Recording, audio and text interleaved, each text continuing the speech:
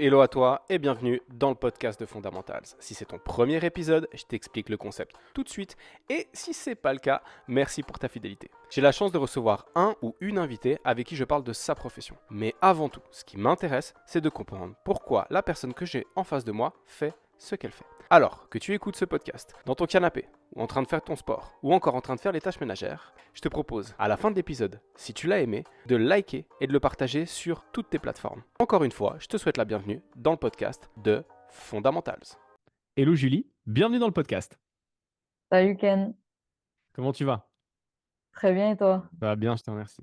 Julie, merci beaucoup d'avoir pris de ton temps sur ce vendredi après-midi pour venir discuter avec moi.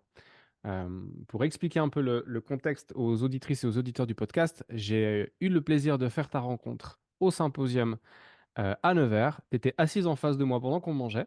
Et donc, du coup, on a commencé à taper la tchatch. Euh, j'ai trouvé que ce que tu faisais, ce que tu disais était très sympa. Et du coup, j'ai eu envie de faire partager ça aux gens qui écoutent le podcast. Bah écoute, merci de me recevoir, je suis ravie de pouvoir discuter un petit peu avec toi et continuer cette discussion qu'on a eue à table justement lors du symposium. Exactement. Julie, pour les gens qui n'ont pas la chance de te connaître, est-ce que tu pourrais te présenter et puis expliquer aussi ce que tu fais? Ouais, donc moi c'est Julie, je suis diététicienne nutritionniste du sport depuis un peu plus de 3 ans maintenant. Ok. Je suis aussi cycliste dans le quotidien en compétition sur route et mon quotidien, c'est accompagner, les athlètes, à performer et à les aider à être, le plus productifs possible dans, leur saison, leurs objectifs et aider les gens à y comprendre et faire un peu plus de lien entre l'alimentation et le sport et à côté de ça, mener à bien mon projet, sportif, moi et faire des liens aussi entre les 2. C'est-à-dire que mon activité sportive m'aide aussi, dans mon activité professionnelle et inversement.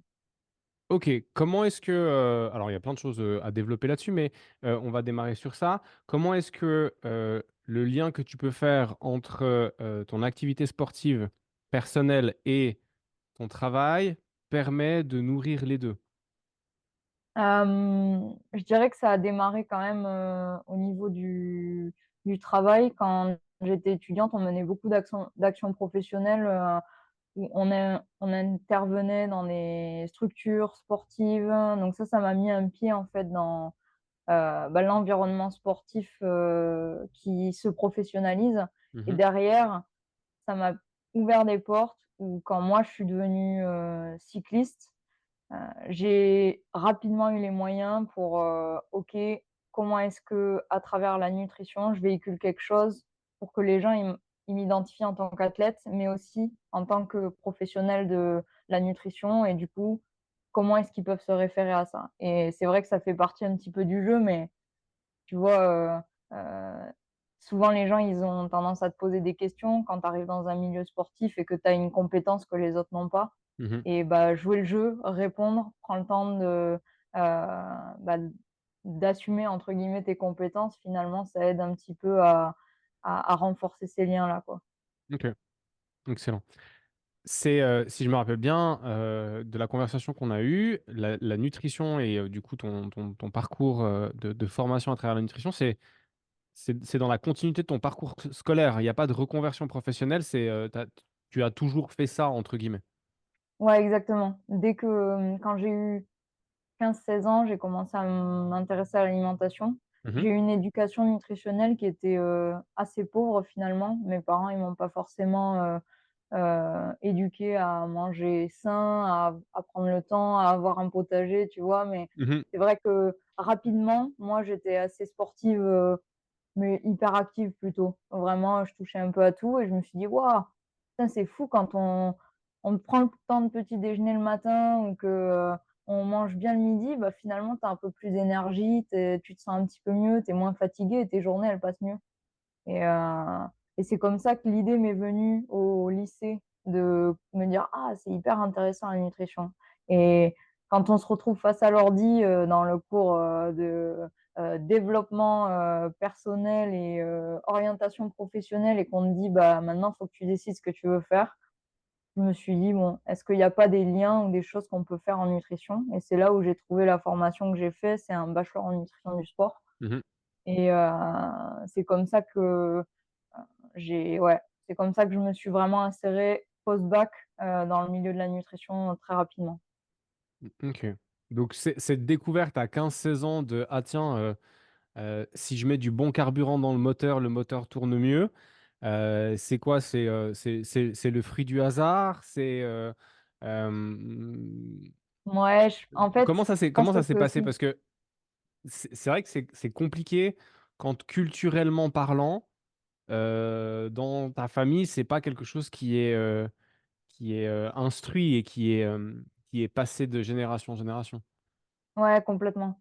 En fait, je pense que c'est plusieurs points. Le 1er, c'est que, bah, mine de rien, avec l'émergence des réseaux sociaux, les tendances fitness, healthy, moi j'ai eu mon adolescence dans le healthy game, quoi. C'était, OK. tu voyais, sur Instagram, ça démarrait, les gens qui postaient leurs assiettes en photo, ça me donnait accès, en fait, à un milieu que j'avais jamais connu, de me dire: «Ah ouais, il y a des gens qui mangent sain, qui, fonctionnent comme ça», parce qu'avant, je m'étais jamais posé la question. Ça, je dirais que c'est une des portes d'entrée et après la deuxième, c'est aussi que, bah, sur cette période-là, j'ai fait de la boxe, boxe française Mmh. et c'est vrai que le coach, il te remonte un peu les bretelles quand après Noël, tu reviens à 2-3 kilos de ta caté et tu fais: va falloir que je fasse quelque chose pour pouvoir faire de la compète».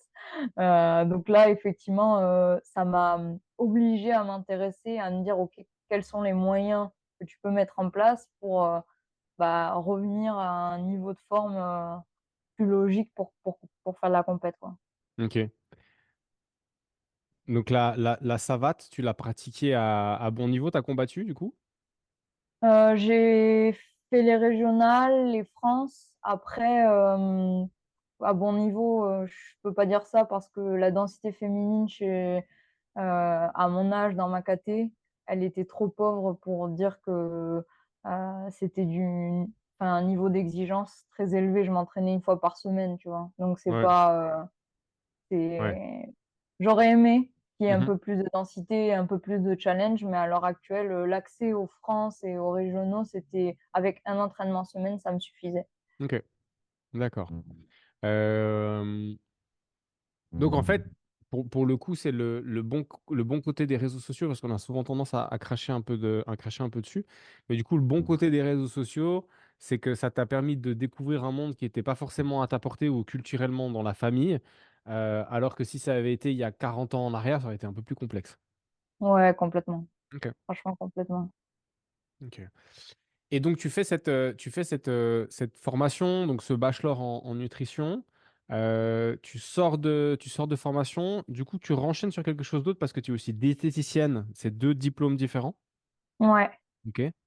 En fait, alors le diplôme de diététique, je l'ai passé en candidat libre, c'est-à-dire Mmh. que la formation, le bachelor, elle te permettait de candidater, au BTS sans avoir, besoin de faire, le cursus scolaire Excellent. grâce aux compétences que, bah, tu avais lors de la formation. Donc j'ai eu mon BTS en candidat libre, je me suis juste présentée aux épreuves et j'ai travaillé, un peu plus spécifiquement pour le BTS, mais voilà, c'est comme ça que j'ai obtenu mon diplôme de BTS diététique, donc finalement ça m'a pas pris plus de temps que C'est ça. le bachelor. Mmh.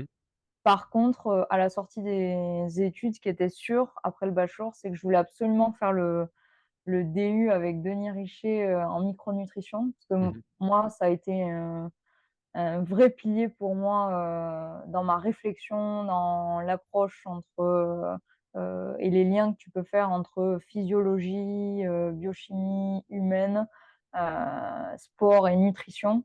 Et j'avais une prof en micronutrition aussi qui m'avait, beaucoup plu et je comprenais beaucoup plus de choses. Ça donnait du sens, en fait, à ma réflexion et je me suis dit en sortant: «Je veux absolument faire ce DU» et du OK. coup, bah, DU, j'ai c'est diplôme candidaté. universitaire?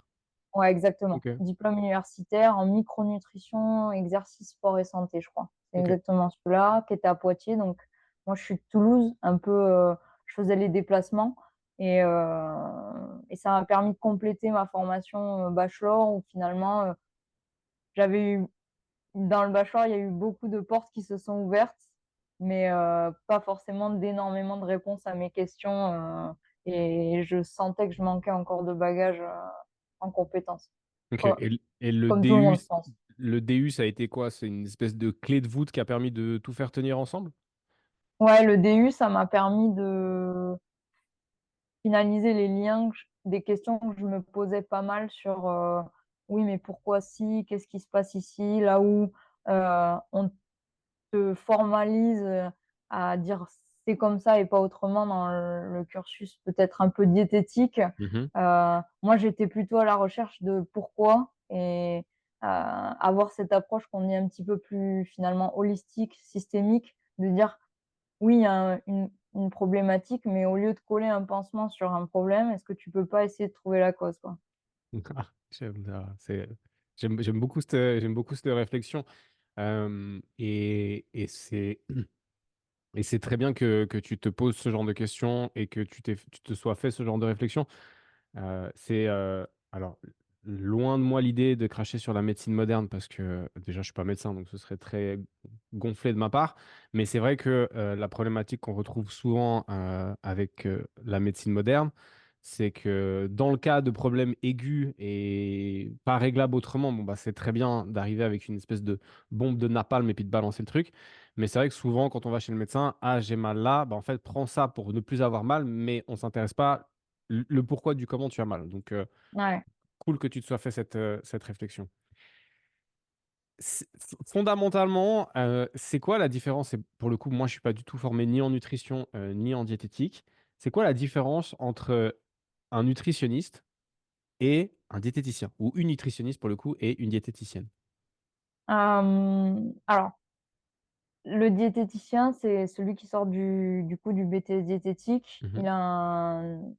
Il a son diplôme de BTS et du coup son titre. En BTS diététique, on tu as 2 options, on va dire, soit tu pars dans une structure hospitalière, un milieu clinique et là du coup tu as un statut de diététicien, hospitalier dans Mmh. lequel tu vas avoir des, protocoles qui sont plus en lien avec la pathologie finalement. OK. Soit tu vas sur le milieu libéral et là, à ce moment-là, tu exerces en tant que professionnel libéral et tu accompagnes des gens. Le nutritionniste, à l'heure actuelle, c'est un titre qui est pas reconnu en France, en tout cas. On dit, soit tu es diététicien, soit, si tu es uniquement nutritionniste, tu es charlatan. Et après, il y a les médecins nutritionnistes qui, Mmh. eux, sont, bah, on fait des études de médecine et on fait une spécialisation en nutrition. Donc le nutritionniste, il a peu de casquettes finalement, réelles. Par contre, nous, on précise toujours diététicien, nutritionniste parce que les gens font pas toujours, la différence et savent pas vraiment où se positionner et se posent la question. Par contre, tu vois, moi qui travaille, avec des, par exemple, je travaille avec une équipe américaine en cyclisme, mon titre là-bas, c'est nutritionniste parce que le diététicien, ça a pas vraiment de valeur au niveau compétences. Donc je peux pas me, Vendre. cantonner à juste rester diététicienne parce que, finalement, la question, c'est quelles sont tes compétences et à l'étranger, ça va plus être le titre de nutritionniste et en France, plutôt de diététicien. OK. Mais ouais, bon, c'est un peu bizarre en partant du principe qu'il y a une formation en nutrition et que si tu fais que ça, ben, tu es considéré comme un charlatan. C'est un peu rude, mais OK, j'entends, Mmh, j'entends. Donc tu finis ça et la particularité, et ça m'avait fait tilt quand on en a discuté, c'est qu'en fait, tu as tout de suite été, alors en France, c'est le statut d'auto-entrepreneur. ouais. Du coup, tu es directement passé de fin d'études à, je me lance à mon compte. Ouais, c'est vrai que c'était un peu, osé. J'ai encore du mal à revenir, quand j'y repense, je me dis: «Mais comment j'en suis arrivée, là?» Mais il y a eu cette, conjoncture avec le Covid où en fait j'ai fini mes études sur le Covid, moi. Mmh. C'est-à-dire que là où je devais faire mon stage de 6 mois, bah, c'était juste au début du Covid. Donc on s'est retrouvés un petit peu dans, une position compliquée. Je me projetais beaucoup dans mon stage que j'avais trouvé et qui avait un super projet. Là où finalement, en fait, c'est devenu juste, bah, illusoire à écrire qu'est-ce que j'aurais pu faire pendant mon stage et à rendre un mémoire qui avait finalement pas trop de crédibilité. et je pense que ça m'a poussé un petit peu à me dire: «Ouais, mais je veux du concret, je veux que Mmh. les choses elles fonctionnent et je veux voir ce que ça donne», et pendant le covid, comme il y avait pas mal de temps, hein, finalement, en tout cas moi j'en avais, Mmh. j'ai commencé à créer, NutriJulie. Donc c'est un petit peu la base heu de ce que je fais maintenant, mon identité où, j'avais envie de partager sur les réseaux des recettes, des conseils, finalement tout ce que j'avais appris, pendant mes études, de manière ludique et accessible «au réseau» entre guillemets que j'avais autour de moi. Mmh. Et j'ai commencé à avoir des petites demandes, des gens qui me disaient: «Ah, tu peux pas m'aider?» Et puis je me suis dit: «Ah ouais, mais il y a peut-être un besoin, il y a peut-être si les gens me demandent, c'est qu'il y a quelque chose qui manquent à l'heure actuelle, dans leur esprit, ou en tout cas, certaines réponses qu'ils ont pas». Et là, je me suis dit: «Bon, pourquoi pas, faire ça en parallèle d'une potentielle activité?» Et j'ai eu une opportunité d'intégrer un cabinet libéral, celui où on est là d'ailleurs actuellement. Heu, c'est un psychologue qui montait son cabinet de santé pluridisciplinaire à Toulouse avec un projet sportif. C'est-à-dire, heu j'essaie de trouver des professionnels qui sont axés plutôt sport pour avoir une prise en charge pluridisciplinaire. Et là, je me suis dit: «Waouh, c'est un projet pour moi». Il travaillait avec le Krebs. Voilà, il y a vraiment eu cette opportunité qui m'a fait me dire, là où j'y voyais une activité potentiellement annexe pour aider des gens autour de moi, me dire: «OK, je peux peut-être rendre les choses un peu plus, heu, centrales dans mon activité et en faire, 100 de mon activité professionnelle». Après la transition, études, auto-entreprise, je te cache pas que c'est un peu compliqué. J'ai eu du mal au début à comprendre vraiment, comment être, auto-entrepreneur, les démarches administratives, les démarches professionnelles, les aides, les assurances. Il y a énormément de choses finalement qu'on t'apprend pas du tout à l'école. Et ça a été un petit peu compliqué. J'ai la chance, moi, d'avoir eu mes parents, qui m'ont toujours soutenue dans ce projet-là, et du coup, qui m'ont permis aussi de me lancer sans avoir à regarder derrière et à compter, ma monnaie dans le portefeuille pour pouvoir faire ma fin de mois. Donc c'est quand même, honnêtement une des raisons pour lesquelles j'ai réussi à me lancer dans l'auto-entreprise. Mais, mais ouais, c'est, je pense, une envie de rendre les choses concrètes, que tu additionnes à une opportunité, en fait, OK. et un soutien, quoi.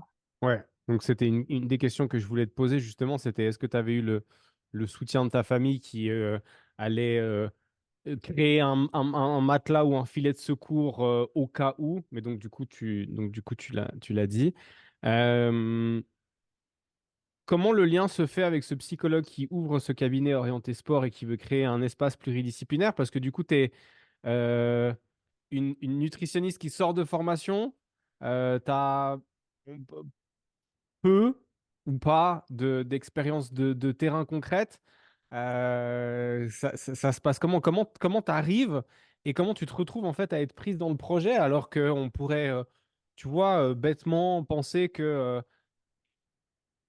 dans sa tête, il voulait quelqu'un qui soit déjà rodé avec un peu de voilà, un peu de kilométrage au compteur?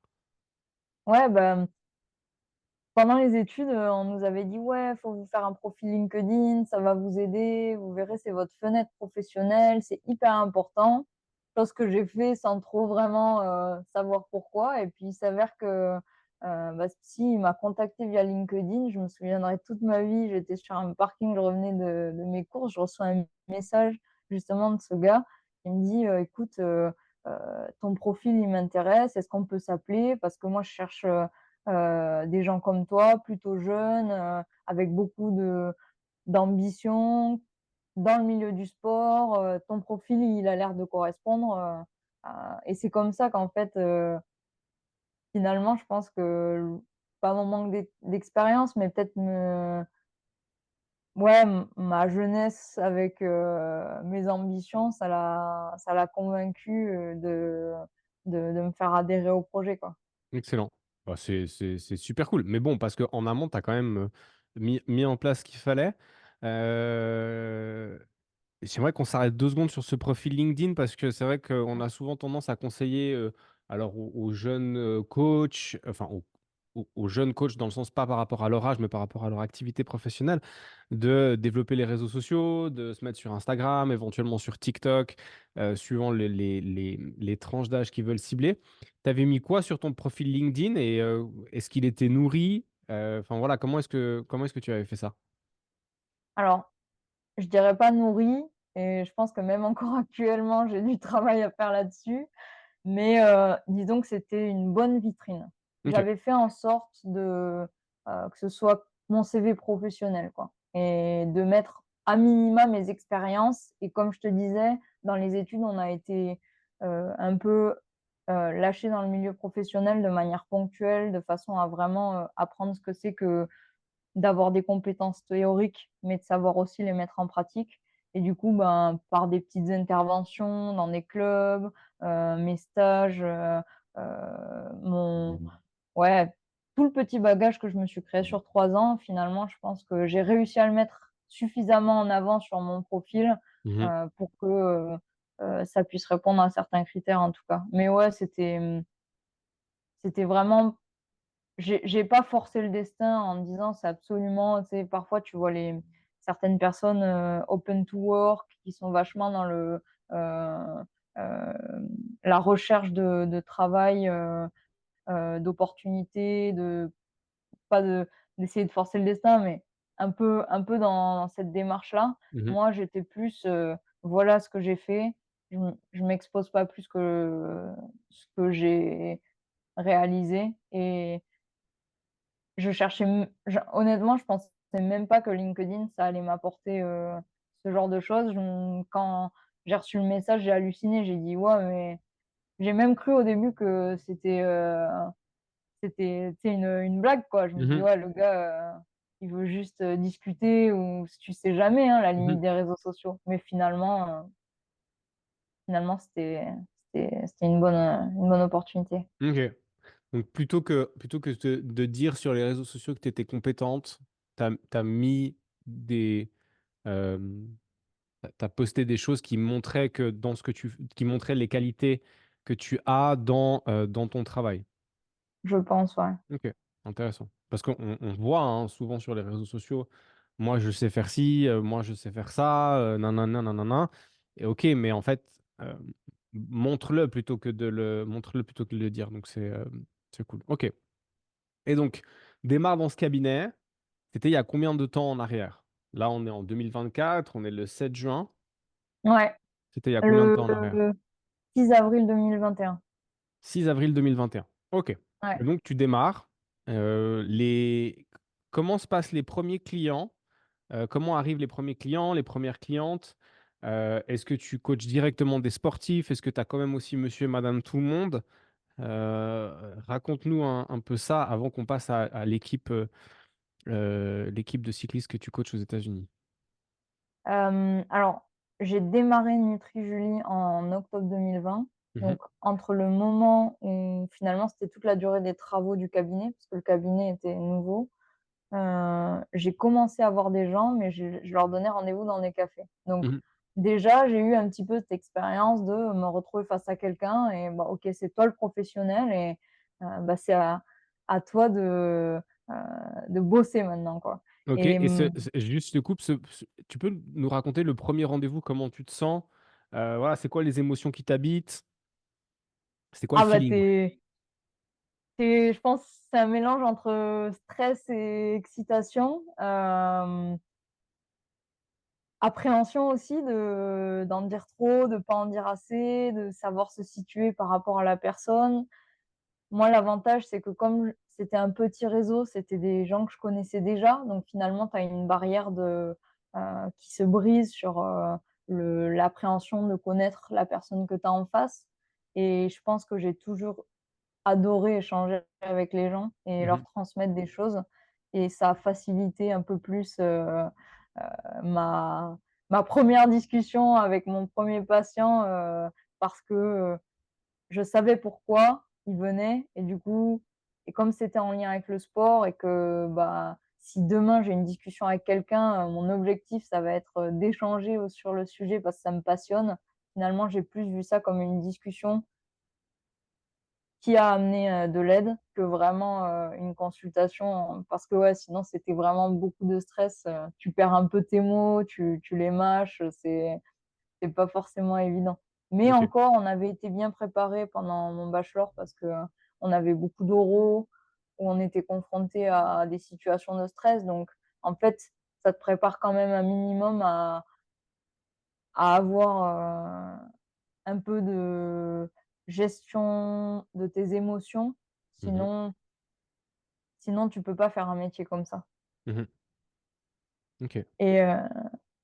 Et ouais, du coup, pour, continuer, donc j'avais eu mes premiers patients, on va dire, dans des milieux un petit peu plus ouverts que mon cabinet. Mmh. Et quand j'ai reçu mes premiers patients, qu'est-ce qui a fait que j'avais des sportifs ou non? Donc en France, je ne sais pas si c'est pareil, en Suisse, mais nous, on a une plateforme de rendez-vous médical qui s'appelle Doctolib. Mmh.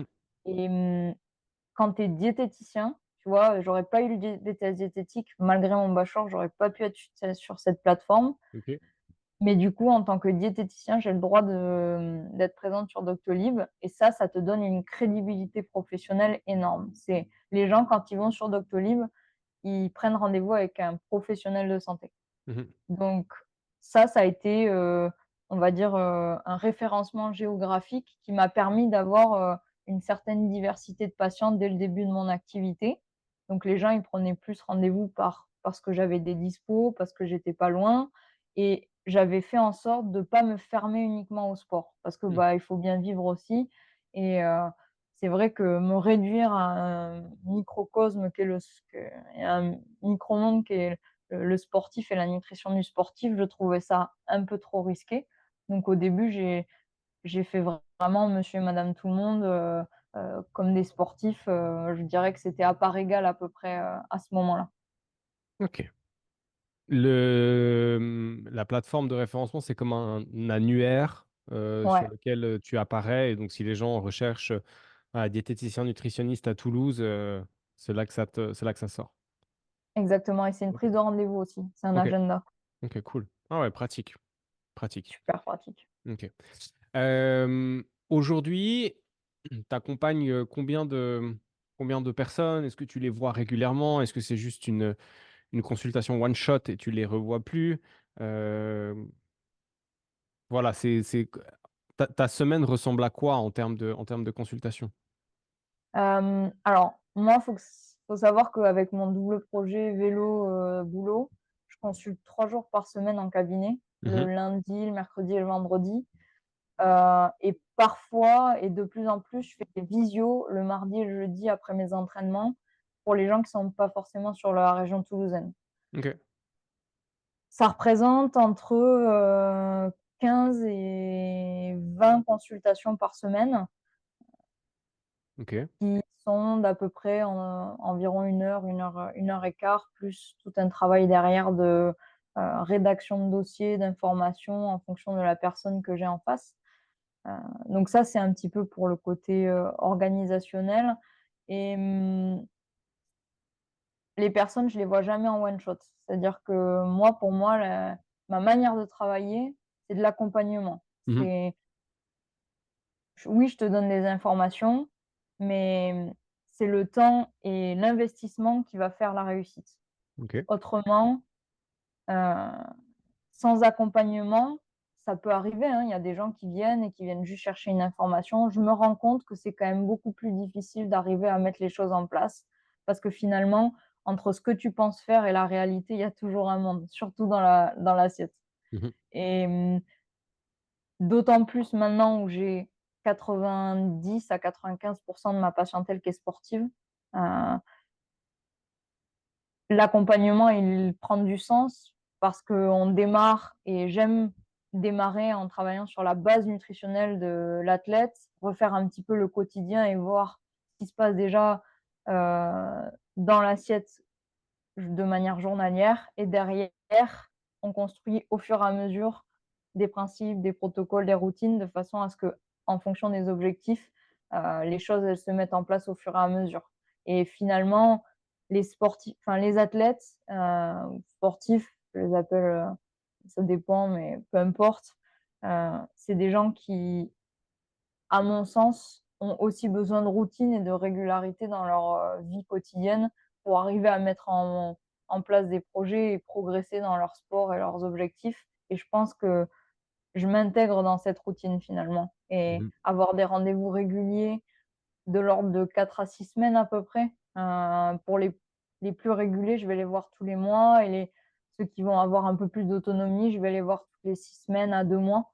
Heu, Ça va me permettre, ça va nous permettre en fait finalement de faire un travail qui va être productif à mon sens. OK.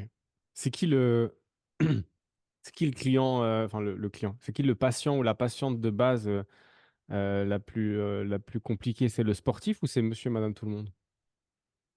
Alors déjà, je reviens sur ce que tu dis juste avant, client, patient, c'est toujours difficile pour moi parce Ouais. que patient, ça a une notion un peu, pathologique, Mmh.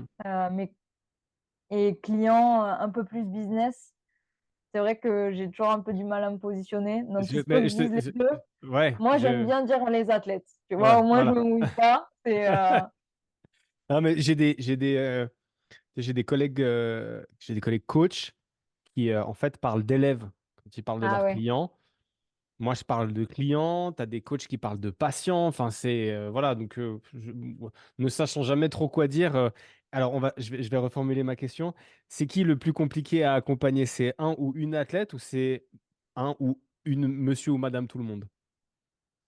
Mmh, je dirais, c'est pas évident, mais je pense que c'est monsieur et madame tout le monde le plus difficile. En tout cas de mon point de vue. Pourquoi? Pourquoi? Ouais. Parce que, l'athlète, il a 2 choses qui, à mon sens, permettent un travail plus simple et efficient. C'est une certaine transparence par rapport à ce qu'il fait et la réalité des choses. C'est pas des c'est des gens qui ont la notion de l'entraînement, qui ont la notion de, en travaillant, on arrive à quelque chose. Donc il y a une certaine forme de transparence sur, bon, je l'ai pas fait, je l'ai fait et du coup derrière tu peux travailler sur l'honnêteté. Mmh. Et la deuxième chose, c'est la patience. C'est que souvent, c'est des gens qui ont, par exemple, sur des préparations marathon, sur des, saisons de cyclisme, sur des préparations de trail, qui ont vu le temps que ça a pris pour progresser et du coup, qui sont plus patients quand tu mets les choses en place en nutrition pour arriver à avoir les résultats. Mmh. Là où chez monsieur et madame tout le monde, on vit plus dans un milieu où les gens, ils ont de moins en moins de temps pour se consacrer à eux-mêmes, Mmh. donc un peu moins d'activités sportives, un peu moins de temps pour cuisiner, et un peu plus de stress et en même temps des objectifs de dire: «Ah ouais, j'ai pris 10 kilos en 10 ans, mais par contre je veux les perdre en 6 mois» et ça manque de rationalisme parce que ça touche forcément à quelque chose d'émotionnel de dire: «Ouais, mais je veux arriver à cet objectif et ça me tient à cœur». Mmh. Sauf qu'en fait, il y a un déni finalement de toute la période que, ça a pu prendre, d'en arriver à cet état-là et en tout cas pour moi le dialogue est un peu plus difficile, parce qu'en tant que sportive, j'ai peut-être un peu moins de facilité à comprendre, les schémas psychologiques de ces gens-là. Mmh. Ouais, surtout que tu pratiques un sport qui est le cyclisme, qui est un sport qui demande un investissement en termes de temps qui est hyper important. Tu pu choisir un sport qui te prendrait moins de temps dans la semaine, mais pour connaître, quelques personnes qui, alors font pas du cyclisme, seulement du cyclisme, mais qui font du triathlon, des compétitions Ironman, et c'est un volume horaire, vous êtes siphonnés, en fait. Ouais, avant de faire du vélo, je faisais du triathlon. Mmh. J'ai fait, 2 ans de triathlon à peu près. J'ai arrêté le triathlon parce que c'était trop chronophage en me disant: «Ouais, je monte ma boîte, je vais faire un sport moins chronophage et du coup, je vais faire du cyclisme». C'est qu'un sport finalement. Quand tu es Mmh. dans le triathlon, tu dis: «Ouais, passer de 3 à un sport», tu parles. Pas du tout, pas En du termes tout. de, et après on continue, hein, sur la relation, client/patient/athlète/ monsieur et madame tout le monde et toi. En termes de volume, horaire pour la pratique de ton sport, sur une semaine, on est à quoi comme volume horaire? À l'heure actuelle, je tourne entre 12 et 15 heures d'entraînement semaine, Mhm, en considérant que quasiment tous les week-ends, je suis en compète, donc tu as mhm. au moins un jour qui est consacré à la compétition, le dimanche souvent, voire 2 s'il y a des déplacements qui sont lointains, ce qui arrive souvent. Heu, donc c'est du volume qui est pas sportif, mais c'est du volume qui est quand même, chronophage. Ouais, bon, ça reste du volume qui est sportif, hein. Tu vas te taper, bouffer de la borne pendant X heures, plusieurs Oui, fois par oui, semaine. mais quand tu fais 8 heures de bagnole pour aller à une compète, j'ai pas l'impression de faire un gros effort sportif. Pour Ouais. autant, ça me prend la moitié de Mhm. ma journée et cognitivement, à ce moment-là, c'est difficile pour moi d'être dans le boulot. Ok, d'accord. Euh, je reviens sur le travail à proprement parler.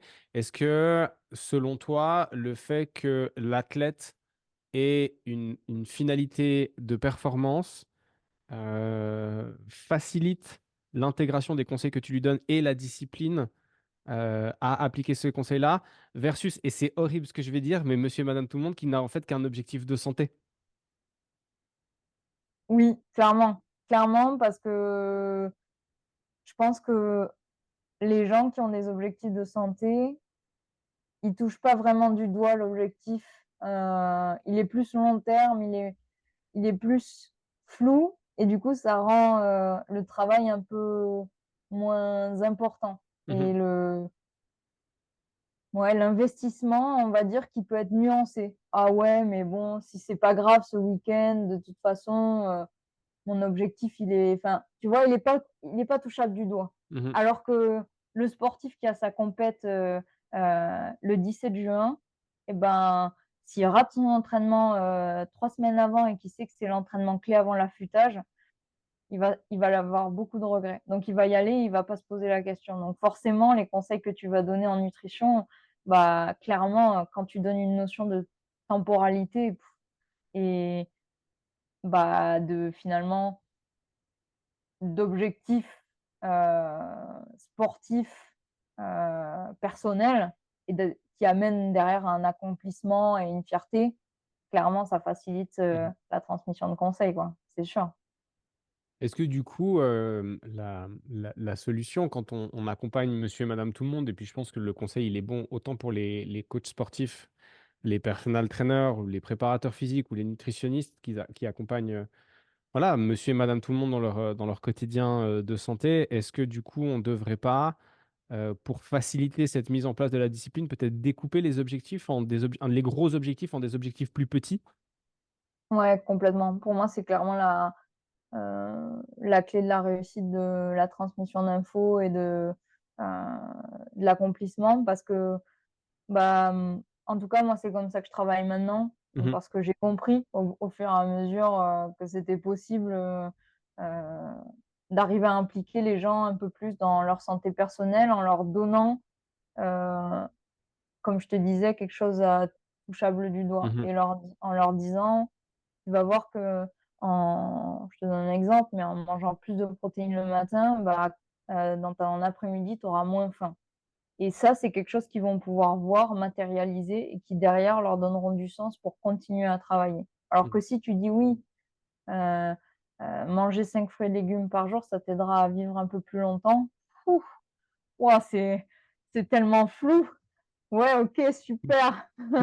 Mais qu'est-ce qui dit que demain, enfin, tu vois, il y a pour moi, c'est beaucoup trop évasif pour que ça ait du sens dans l'accomplissement de la réalité, quoi. OK. Du coup, ça m'offre une transition super sur la prochaine question. C'est que pour toi, c'est quoi les fondamentaux d'une relation saine, et constructive et qui se dirige vers la réussite entre, d'un côté, le nutritionniste, la nutritionniste, le coach, nin nin nin, et de l'autre côté, le monsieur et madame tout le monde ou l'athlète?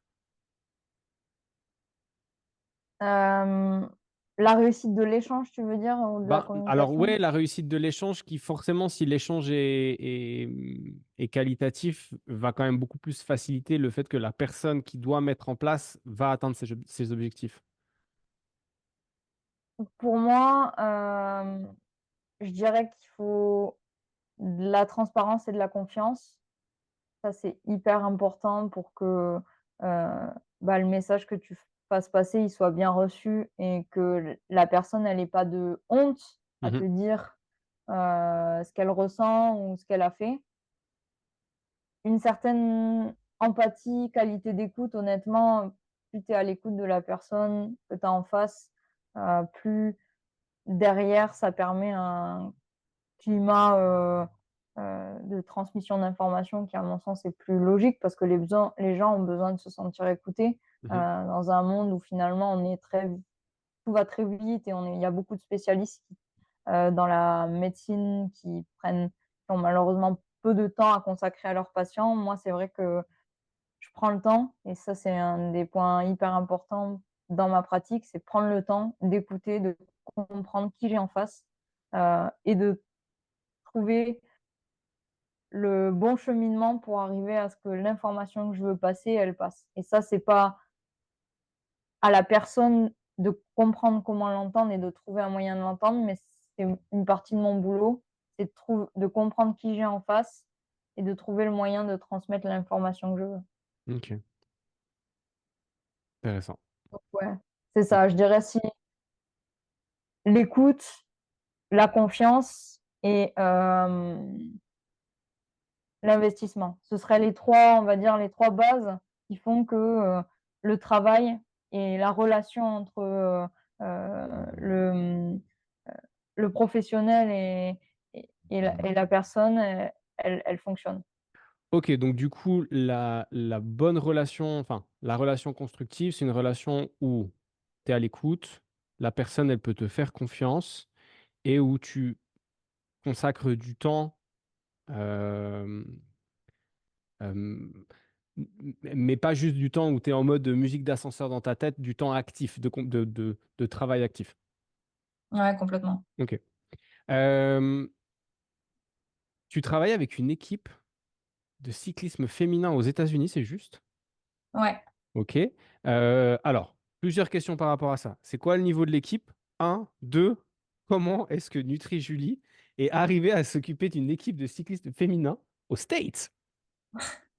Ouais, alors, le niveau de l'équipe, c'est UCI Pro Continental, donc ça veut dire que c'est le niveau en dessous du niveau World Tour en cyclisme, c'est le plus gros niveau mondial. Donc Ok. c'est plutôt, on dit continental, c'est niveau européen en fait. Mhm. C'est des équipes qui ont projet de devenir World Tour, donc qui ont projet de devenir dans les équipes leaders au niveau mondial. Ok. Comment est-ce que je me suis retrouvée là? Encore une fois, tu vois, c'est là où le lien sport travail prend tout son sens. C'est que Mhm. j'avais une teammate, on appelle une amie qui était dans la même équipe que moi quand on était en 2021-2022 en cyclisme. Et elle a eu une opportunité d'intégrer cette équipe qui se montait parce que elle avait le contact de la fille qui créait cette équipe en France, qui lui a dit, je sais que tu as un gros potentiel, est-ce que ça te dirait d'intégrer l'équipe et de faire partie du groupe? Chose qu'elle a acceptée. Et quand ils étaient en train de monter le staff, du coup, ils cherchaient des diététiciens, ils cherchaient des kinés, des assistants. Il y a beaucoup de, ouais, de recherche en création d'équipe comme ça, où les postes ils sont potentiellement intéressants à pourvoir, quoi. Et c'est en ayant ce contact que j'ai appelé la créatrice de l'équipe qui m'a dit, est-ce que ça te dit? À l'époque, je parlais pas du tout anglais. Elle m'a dit, ouais, par contre, il faut parler anglais. Je dis, pas de souci, dans 3 mois, je saurai parler anglais. C'était chose faite, mais parce que pour moi, c'était un vrai challenge et c'est comme ça que je me suis retrouvée à m'occuper de l'équipe. Ok. Euh, D'un point de vue purement business, Ouais. comment ça fonctionne quand quand t'accompagnes une équipe comme ça? Tu es payé par mois, tu es payé à l'année, tu es pas payé. Voilà, comment est-ce que Comment est-ce que ça se gère, la partie contractuelle du travail? Ça dépend des postes. Les postes d'assistants, par exemple, pour la majorité, chaque équipe, ils ont des assistants. Donc les assistants, ils vont avoir un rôle de préparation en amont de la course, de gestion post-course. Enfin, tu vois, ça va vraiment. Ils ont leur rôle de d'assister les coureuses. Ça, c'est des postes qui sont généralement à l'année. Donc pour le coup, ils ont soit salariés, soit ils ont des contrats Mmh. auto-entreprise comme ils se l'arrangent. Moi, je travaille plutôt sur des contrats à durée ouais, très déterminée parce que si je bosse avec eux pendant 3 semaines sur un stage, ben, je vais facturer 3 semaines. Clairement, OK, moi, je bosse au prix au jour avec eux. Donc, en fonction du nombre de jours que je travaille, ben, je suis rémunérée comme ça. OK. Et derrière, ben, si jamais j'ai du travail à faire en annexe sur des suivis de filles, tu vois, en individuel, bah là, à ce moment-là, on complète au niveau financier. Et si tu veux, c'est l'équipe qui choisit le budget qu'elle veut mettre avec chaque professionnel. Par exemple, avec l'équipe américaine, bah, au niveau continental, la nutrition, ça peut pas être quelque chose de quotidien parce qu'il n'y a pas les moyens nécessaires pour que moi, je sois 100% financée tous les jours pour être au quotidien des athlètes, chose qui est obligatoire en World Tour. Mmh. Donc, si jamais l'équipe est amenée à être en World Tour, effectivement, je pourrais passer un cap au niveau boulot avec eux et être potentiellement quasi à temps plein avec eux. Pour le coup, pour le moment, c'est pas le cas, ce qui me permet moi en plus de gérer largement mon activité à côté et de fonctionner plutôt de manière périodique avec eux. Mmh. On va dire que je travaille peut-être entre 6 et 8 semaines fonctionnelles par an auprès de l'équipe. Bon, c'est déjà pas mal. Ouais. Financièrement, c'est plus intéressant, c'est moins intéressant que, les consultations? Disons que c'est moins intéressant vraiment si tu ramènes au prix à l'heure. Pour autant, là-bas, je suis logée, nourrie.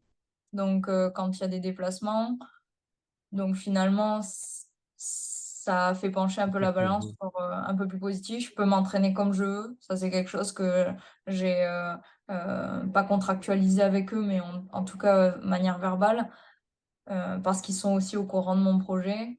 Donc, ça me laisse une certaine flexibilité et ça m'apporte une crédibilité de dingue dans le milieu professionnel Ouais, qui me sert positivement dans mon business. Donc, voilà. Ça, C'était je la dirais c'était que c'était c'est la c'était la perdant. question suivante. C'était la question suivante, c'est est-ce que tu as un espèce d'écoulement en terrasse qui fait que, c'est peut-être financièrement, sur l'instant T, moins intéressant, mais ça nourrit ta crédibilité professionnelle? Ouais, clairement. OK. Puis ça me fait voyager aussi parce que tu vois, souvent, bah, on part en Espagne en février. Mmh. Euh, Déjà, j'ai du soleil là où à Toulouse, j'en aurais pas. Et bah, finalement, t'es 2, 3 semaines dans un endroit idyllique dans lequel tu peux être 100% dans un milieu que t'aimes. Franchement, moi, à l'heure actuelle, je vois très peu d'inconvénients à faire ce genre de choses. Et puis, ça me permet aussi de faire une pause dans ma prise en charge, enfin, mon boulot quotidien. Donc, tu sais, ça diversifie un petit peu ton activité. C'est un peu des moments de bulle professionnelle où je vis à 100% le truc. Et quand je reviens, je repars à 100% dans mon activité libérale et ça me permet ouais, de vivre des projets Mmh. Ouais, ça trop maintient un bien. équilibre. Enfin, Ouais, ça complètement. tu as trouvé ton équilibre, avec ça. L'équipe, elle est constituée, de combien de cyclistes? Alors, là, cette année, si je te dis pas de bêtises, elles sont 15 Mmh. cyclistes, dont la majeure partie sont américaines et il y a quelques européennes. Une Mmh. canadienne, une irlandaise et quatre, quatre françaises. OK. Donc, tu vois, c'est multinational. Et l'effectif, il tourne en fonction de sur les courses en fonction des disponibilités des coureuses. Tu peux pas avoir 15 filles sur une course, donc globalement, c'est entre 6 et 8. Et les Américaines, elles sont une partie du temps aux États-Unis, une partie du temps en France. Ok. Tu vois des grosses différences culturelles par rapport à l'approche de la nutrition dans le sport entre les personnes qui viennent des États-Unis et des différents pays européens? De dingue. Ok. Franchement, c'est impressionnant. C'est-à-dire que, tu vois, dans les stages, on est 2, 3 semaines tous ensemble à vivre 24 heures sur 24. Mhm. C'est un choc des cultures. Clairement, en termes nutritionnels, entre les États-Unis et l'Europe, c'est vraiment ni les mêmes habitudes alimentaires, ni les mêmes repères au niveau nutritionnel. Et Mhm. j'ai envie de te dire, la seule chose qui rapproche, c'est le sport. C'est Ok. qu'en fait, finalement, le cyclisme oblige une certaine rigueur dans l'alimentation qui permet de rapprocher un peu la culture nutritionnelle de chacun, où chacun va faire des compromis pour arriver Mhm. à plutôt adhérer à la culture du sport et la culture du cyclisme au niveau nutritionnel que vraiment la culture du pays. D'accord. Mais c'est assez hallucinant. Ouais. On peut parler de bon élève, mauvais élève ou c'est un peu trop clivant comme propos? Non, c'est un peu trop clivant, ouais, mais on va dire parce que moi, en plus, je suis biaisée parce que je suis française, tu vois, donc mes repères de bonne alimentation, ils sont aussi basés sur la tradition française, sur les Français, ils prennent leur repas, tu vois, les Américains, ils ont plus tendance à snacker, donc ça va pas du tout être la même fréquence alimentaire. Ok. Aux États-Unis, ce qui est certain, c'est qu'il y a énormément plus de produits transformés. Donc ça, c'est un vrai problème chez les athlètes parce que ben, tu te retrouves avec des produits qui sont 100% sucre, 100% enfin, euh, avec énormément d'additifs, beaucoup de problématiques digestives que tu n'auras clairement pas en France. Donc, beaucoup plus de difficultés à l'accès aux fruits et légumes au vu du prix. Donc, oui, effectivement, si je devais dire qu'il y a quelque chose qui est un peu moins bien, c'est clairement la qualité de l'alimentation générale aux États-Unis et Mhm. l'accessibilité à ça, comparativement où en France, c'est beaucoup plus simple. Mais les cyclistes aux États-Unis sont des personnes qui ont de l'argent parce que le vélo, ça coûte cher. Donc, Mhm. c'est des gens qui ont quand même un peu plus de facilité à accéder à tout ça. Ok. Là, dans cette équipe de quinze cyclistes, c'est leur job à 100% ou elles ont un job à côté? Non, elles sont salariées, ouais. Ok. C'est génial. Franchement, c'est génial. Ok. Dans l'absolu, ça te plairait de travailler à 100% pour une équipe comme ça?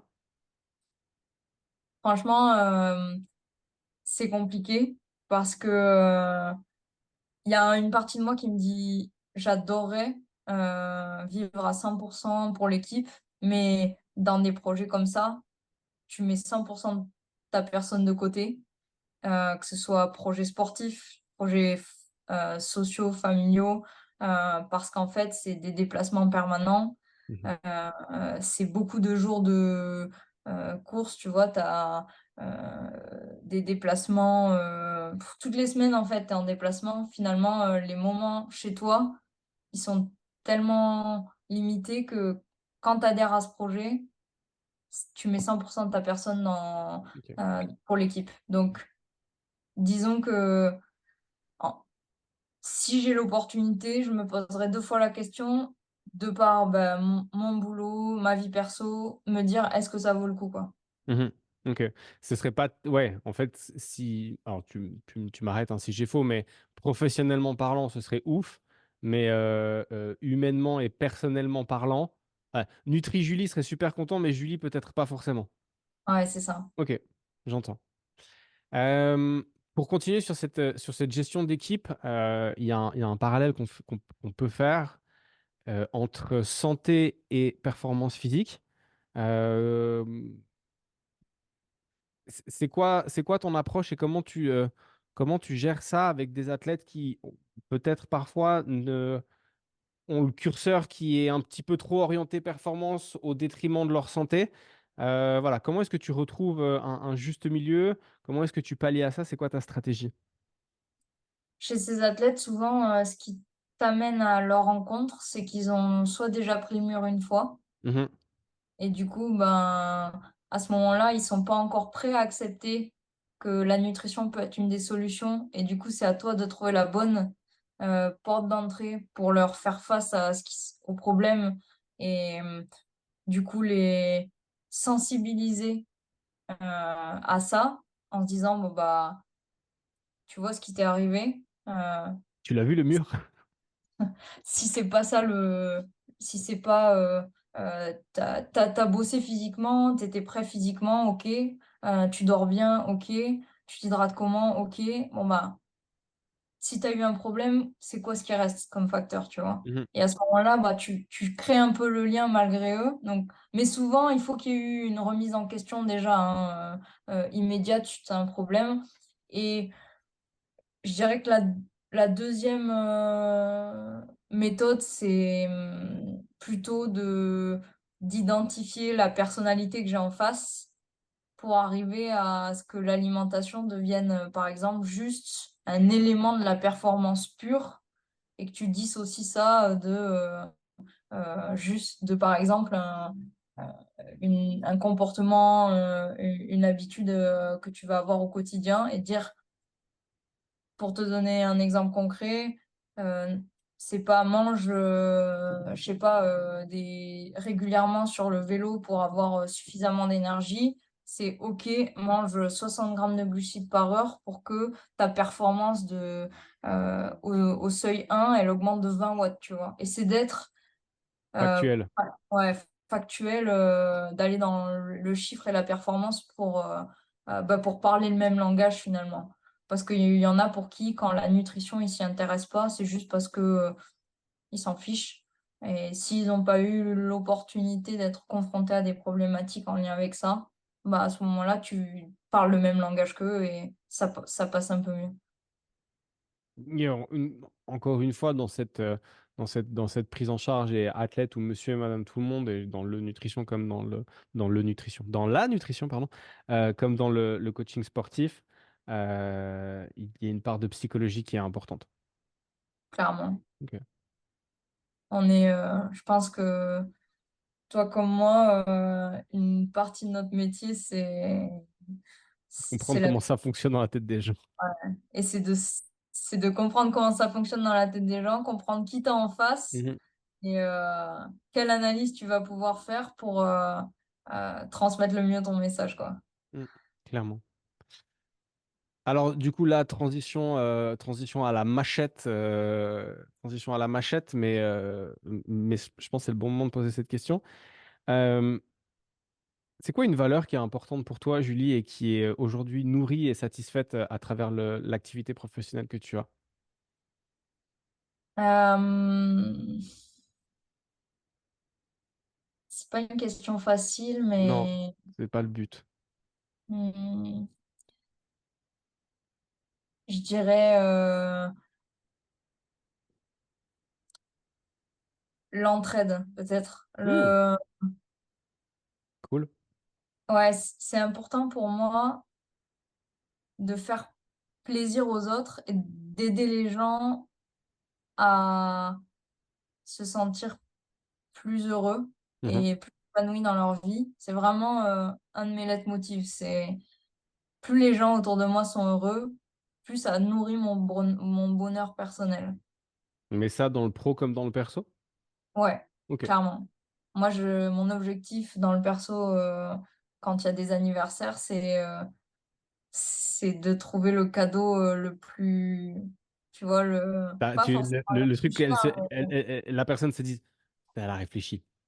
elle a réfléchi, elle a compris. Ou Ouais. même, justement, de faire les cadeaux là où les gens ils s'y attendent pas, juste parce qu'en fait, je suis nourrie de ce bonheur, des gens qui sourient, de l'épanouissement des autres, vraiment ça me nourrit. Donc alors c'est pas forcément du coup l'entraide, mais c'est plutôt l'aide aux autres, Mmh. l'accompagnement, ouais. Cette Mmh. valeur qui me transporte et qui fait que, bah, tu vois encore ce matin, enfin pas encore parce que c'est pas hyper régulier, mais j'ai une athlète qui m'a ramené un bouquet de fleurs en me disant: «Bah, merci pour tout ce que tu as changé dans ma vie» et rien que d'en parler, ça me file les frissons parce Bah, que, rien que le fait que tu le dises, ça me file des frissons aussi donc ouais, OK. tu Ah, c'est vois, incroyable. c'est vibrant. Moi, je me nourris de ça. Mmh. Vraiment, c'est ce qui me porte, dans le boulot et Et au-delà de l'aspect nutritionnel, c'est l'accomplissement, la fierté des gens, d'être en bonne santé, d'être performant, de se sentir bien au quotidien, parce que je sais ô combien bah, il y a des gens qui souffrent et dans le silence aussi. Et de dire que tu as pu amener une pierre à l'édifice et dans leur chemin, et que derrière, eh ben, ils se sentent fiers d'eux et Mhm. en bonne santé et d'avoir accompli des choses, c'est génial, quoi. Je me retrouve dans ce que tu dis. Je trouve que c'est tellement, alors c'est un honneur et à la fois c'est tellement gratifiant euh, d'être dans l'aventure de quelqu'un, un des acteurs, parce qu'il y en a plusieurs et bien évidemment ça reste les gens qui mettent ce qu'on leur dit en application à qui revient la plus grosse part du mérite. Mais je trouve incroyable d'avoir cette opportunité, cette chance et cet honneur de pouvoir être un acteur ou du coup, dans ton cas, une actrice du changement des gens. Enfin, c'est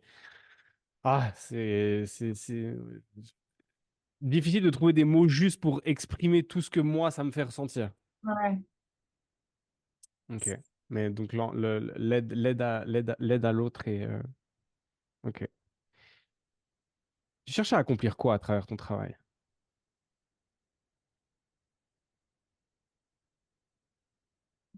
Franchement,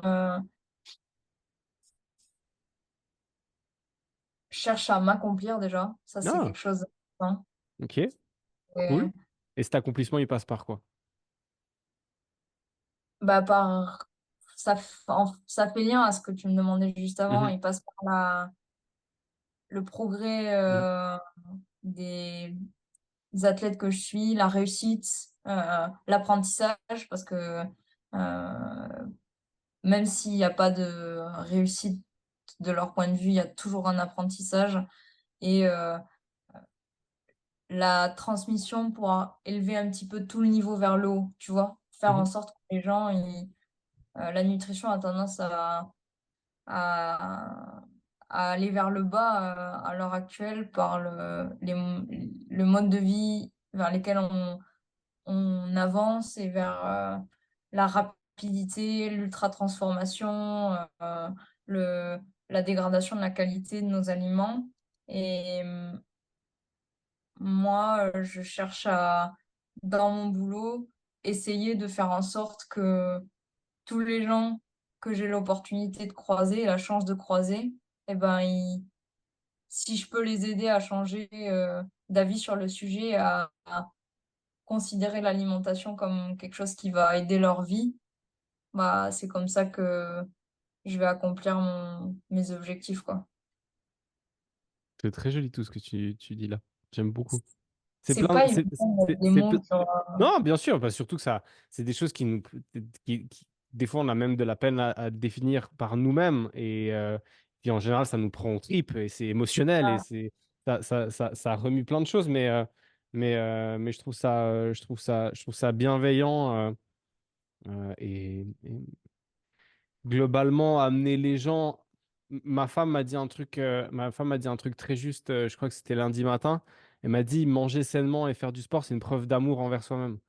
Euh, et euh, et c'est marrant parce que ça fait, euh, ça fait un écho contraire à une culture qui est très ancrée chez pas mal de gens et chez moi aussi. Pour la petite histoire, je suis franco-suisse. Mais autant dans ma partie suisse que dans la partie française, se faire plaisir et se faire du bien, c'est manger des trucs super riches, c'est boire. Et en fait, quand tu manges bien et que tu dis, ouais, bon, en fait, je vais peut-être juste prendre un verre de vin et je vais peut-être pas me taper la bouteille. Ah ouais, mais bon, t'es tout triste. Tu sais, ce fameux truc qui s'est passé en France, là, ça a fait un tollé avec Artus, qui est sur un plateau de télévision, puis il dit, bah, j'ai arrêté de fumer, j'ai arrêté de boire. En gros, t'es devenu chiant. Et c'est vrai que enfin, en fait, juste tais-toi et applaudis son comportement parce que c'est bien. Ouais. C'est bien et je trouve que c'est joli ce que tu dis parce que ça montre ça. C'est OK. Oui, se faire plaisir, c'est bien, mais en fait, faire ce qui est bien pour son corps, peut-être que c'est ça le juste. Mm. Peut-être que c'est ça Ouais, le jeu. complètement. Ok. Avant de partir sur la partie un peu plus technique de ton métier, parce que du coup, j'ai plein de questions qui m'intéressent de te poser, j'aimerais juste revenir sur le fait que, initialement, dans le contexte familial dans lequel tu as grandi, il n'y avait pas cette vision de la nutrition que tu as aujourd'hui. Comment ça a changé depuis que Nutri-Julie est arrivé?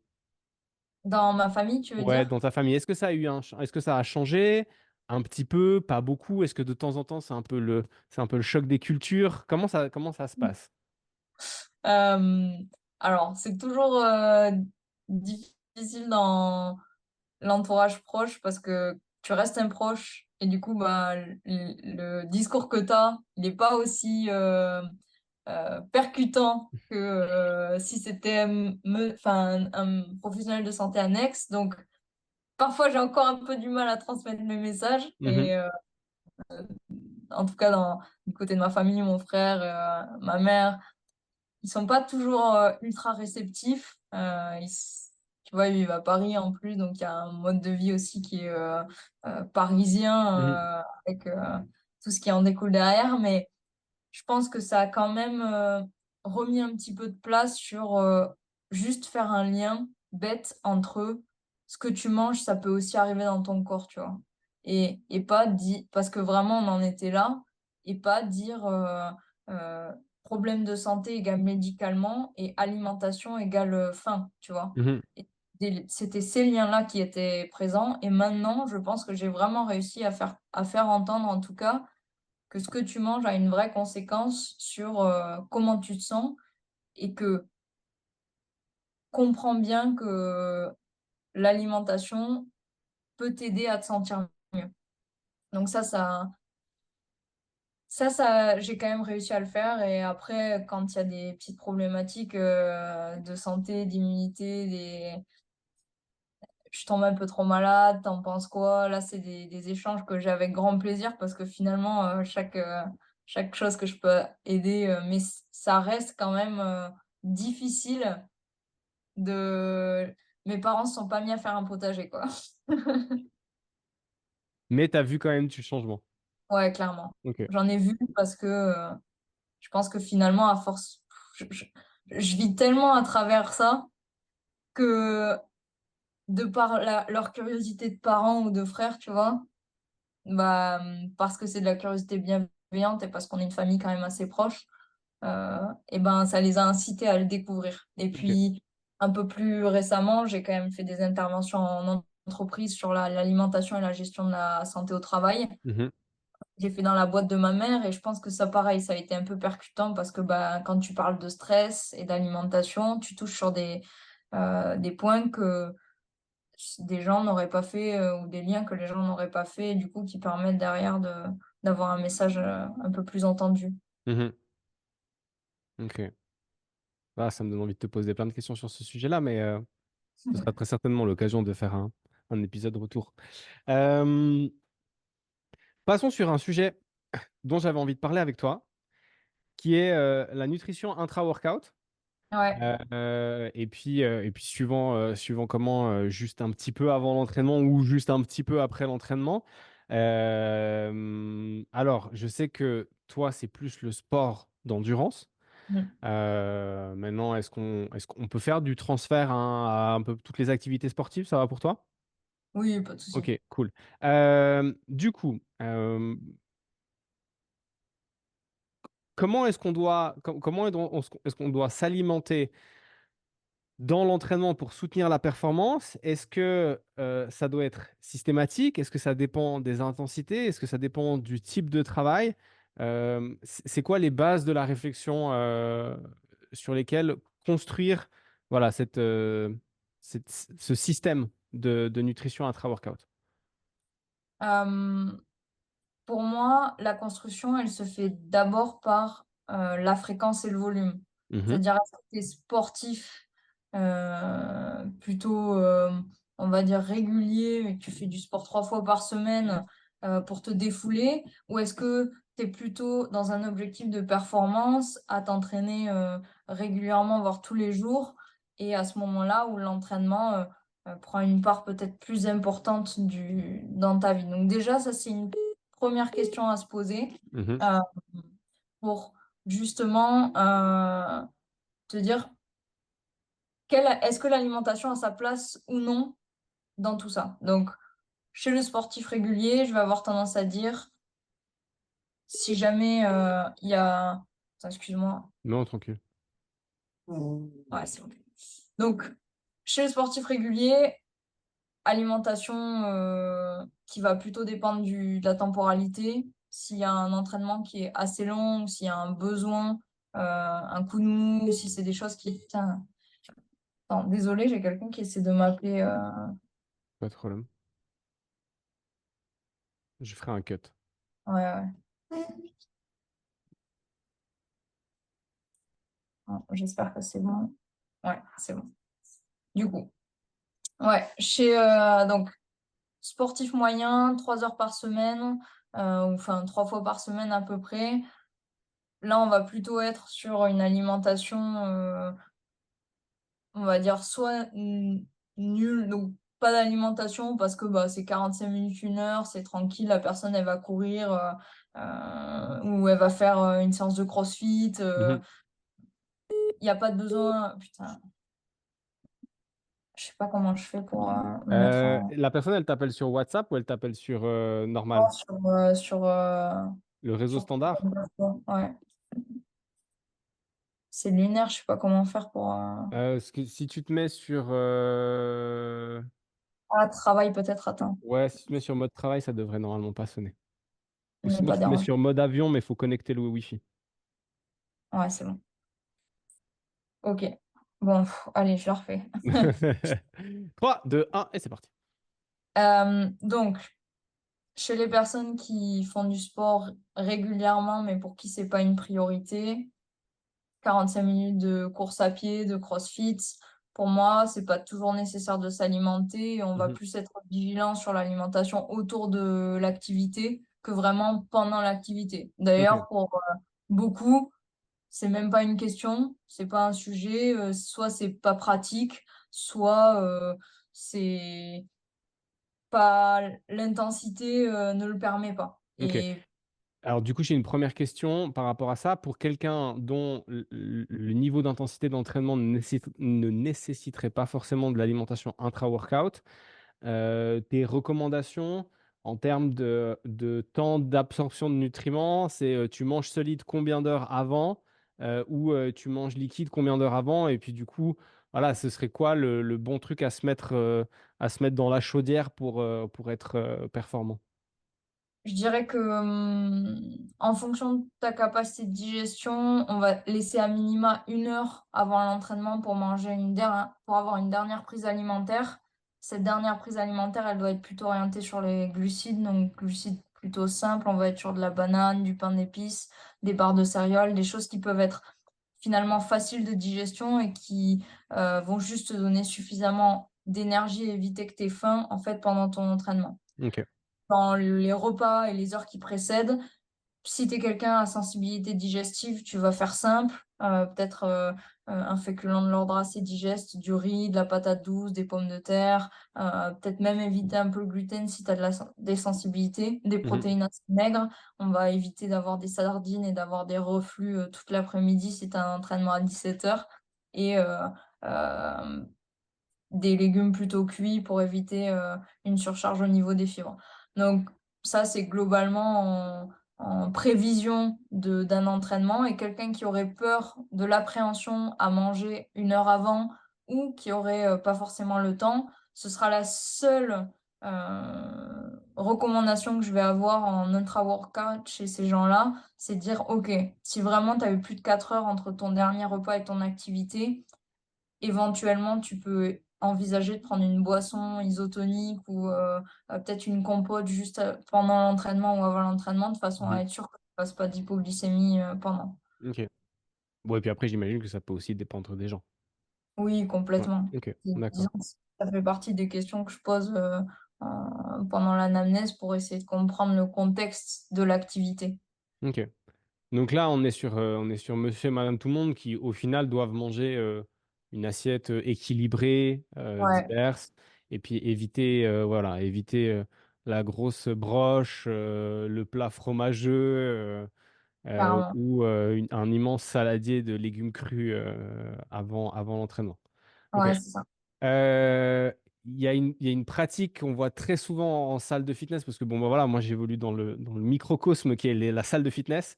C'est les gens qui mangent la barre de protéines pendant l'entraînement. Ok. Alors, bon, moi j'ai mon avis là-dessus, mais pertinent, pas pertinent, utile, pas utile. À mon sens, complètement inutile. Les protéines en intra-workout, pour moi, il y a sujet que sur des efforts qui sont très longs, de façon à préserver ta masse musculaire en lien avec l'élévation d'une hormone qui s'appelle le cortisol, qui a Mhm. tendance à faciliter la lyse musculaire. Quand tu dis Mais très long, c'est-à-dire? plus de 3 heures. Ouais, ouais, on n'y Plus est de pas là. 3 heures. Alors, peut-être qu'il y a des gens qui passent plus de 3 heures à la salle de Ouais, sport, non, mais mais après, alors, il faut voir la méthode d'entraînement, tu vois. Julie, la question fondamentale, c'est passes-tu beaucoup de temps dans les salles de fitness toi-même? Non, j'y passe un peu de temps l'hiver, Mhm. Ok, mais voilà, tu n'as peut-être pas une vision globale des us et coutumes dans les salles de fitness. Quelqu'un qui passe 3 heures à la salle de fitness ne s'entraîne pas pendant 3 heures en continu. ah, ouais, bien sûr. Non, non, Voilà, bien tu sûr. vois, soulève, fait sa série, tchatche avec le mec d'à côté, prend une pause de 45 minutes et puis il y retourne. Donc ça nécessite pas forcément de la prise de protéines intra-workout. Ok.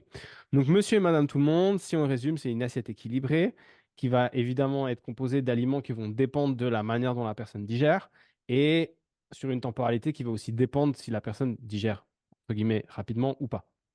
Ouais, J'ai c'est ça. résumé? Ok.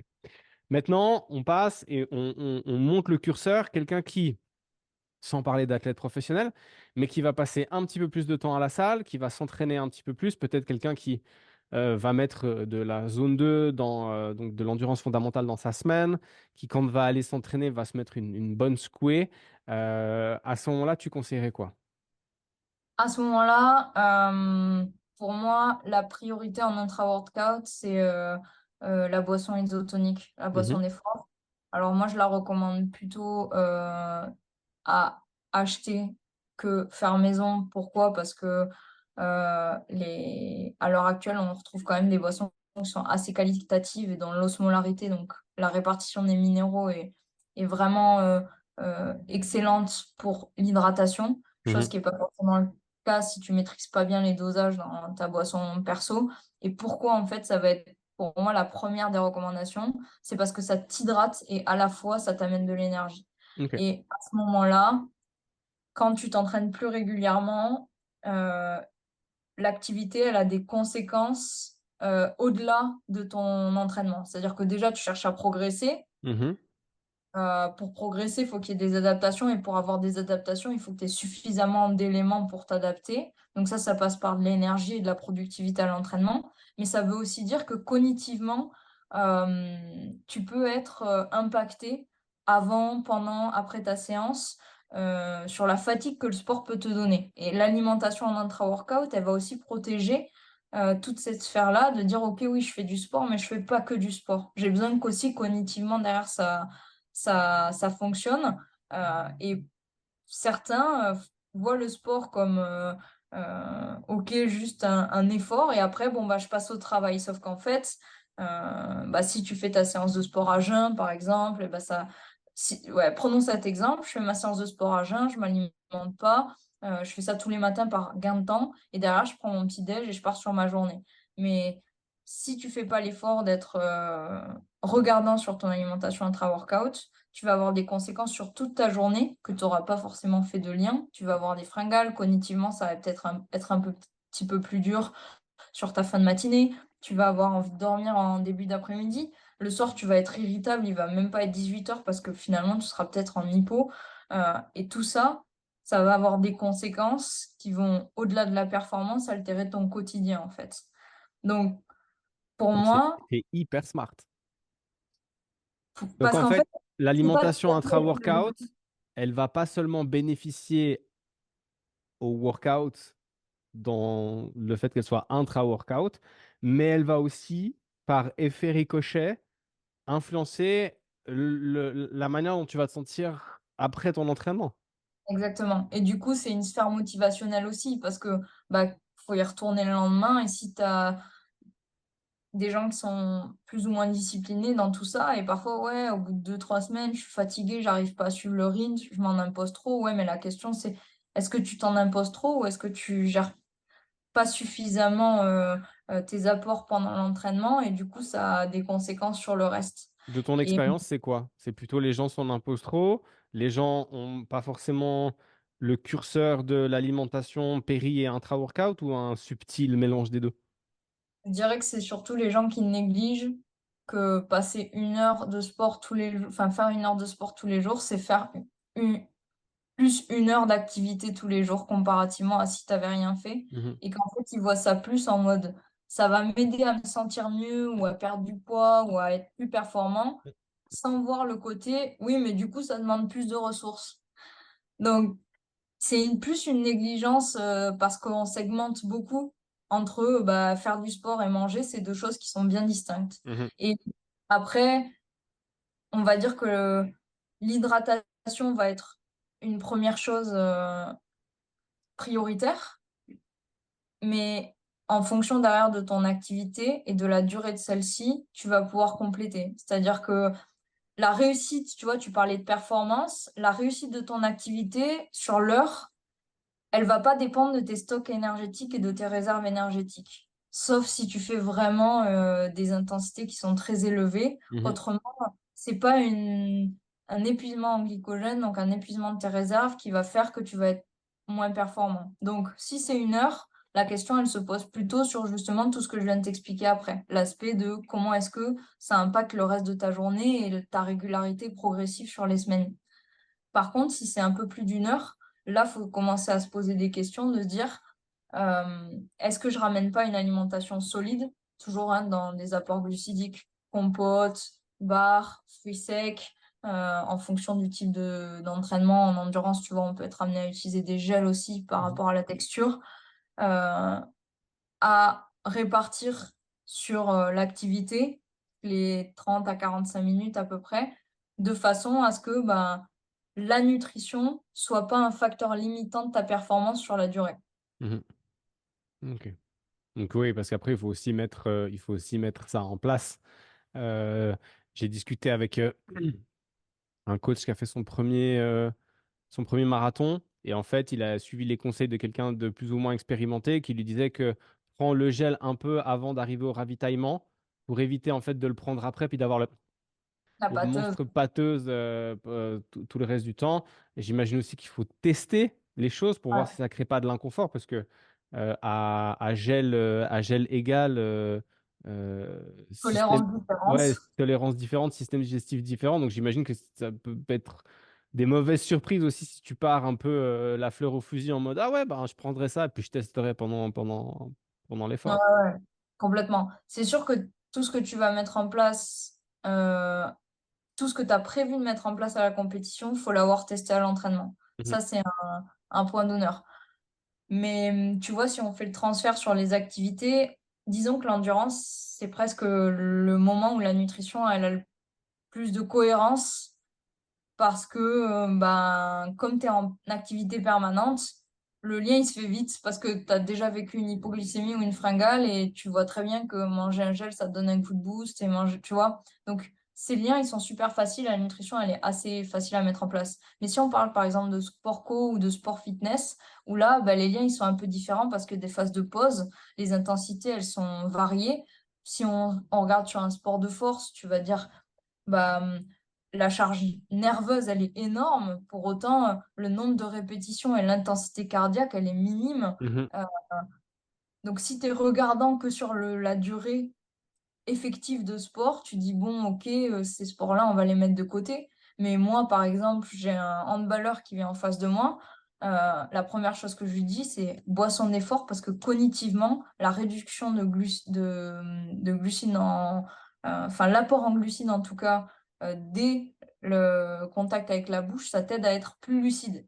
Et quand tu vises sur ton match pour essayer d'aller marquer un point pour passer en finale, bah finalement, est-ce que ça se joue pas aussi sur ces petits détails? Mhm.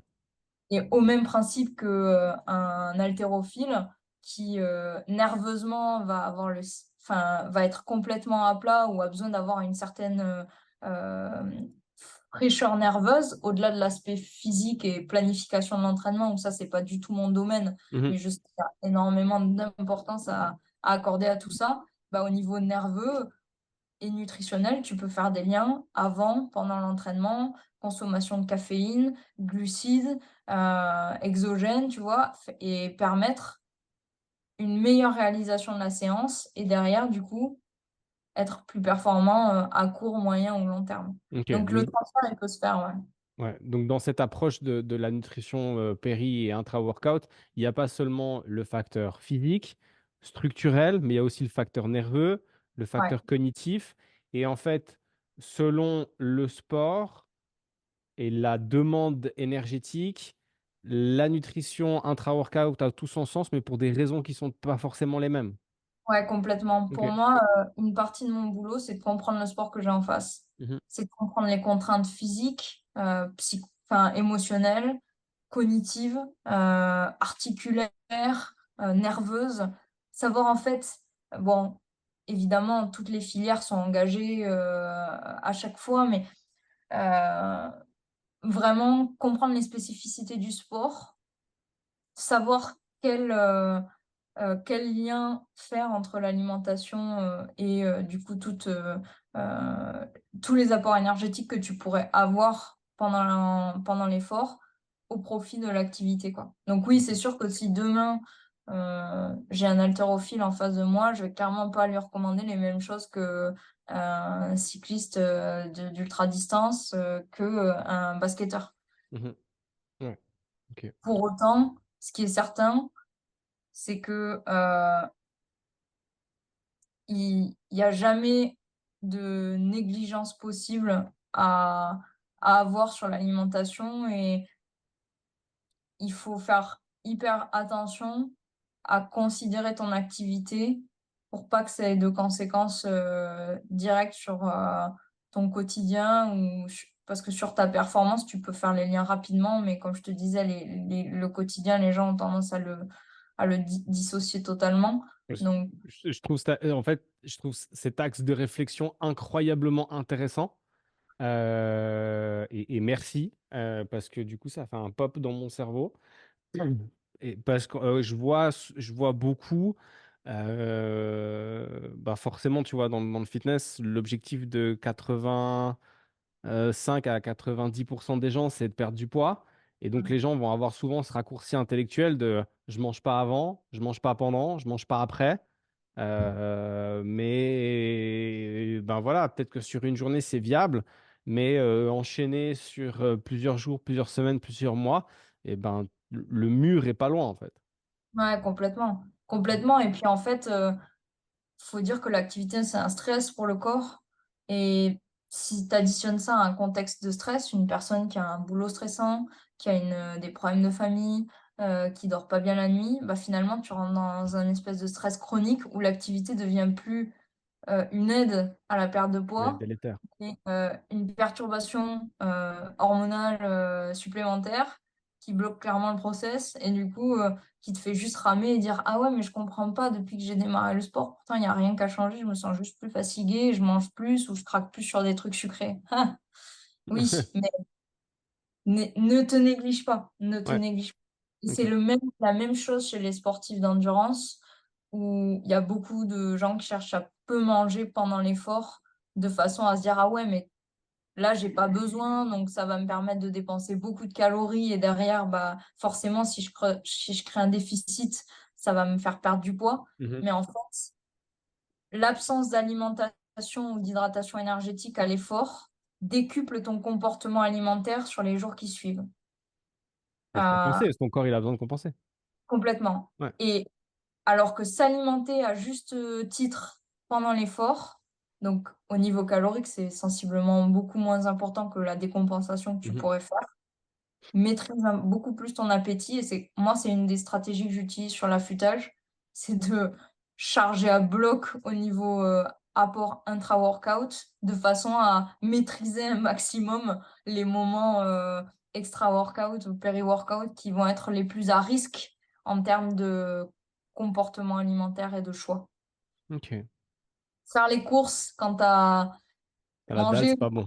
quand tu as faim, tu vois la différence. Ben là, c'est Mhm. exactement ce principe-là que j'applique. Ok. Est-ce que tu penses que ça peut venir du fait que euh, il y a une espèce de culture. Alors, j'ai l'impression sensiblement que c'est un peu en train de changer, mais il y a une espèce de culture de l'entraînement sert à détruire, l'entraînement sert à casser, alors que de mon point de vue, bah, en fait, même si effectivement tu prends ton homéostasie au début de l'entraînement et à la fin de l'entraînement, ton niveau de performance, bon, voilà, il y a un gap entre les deux.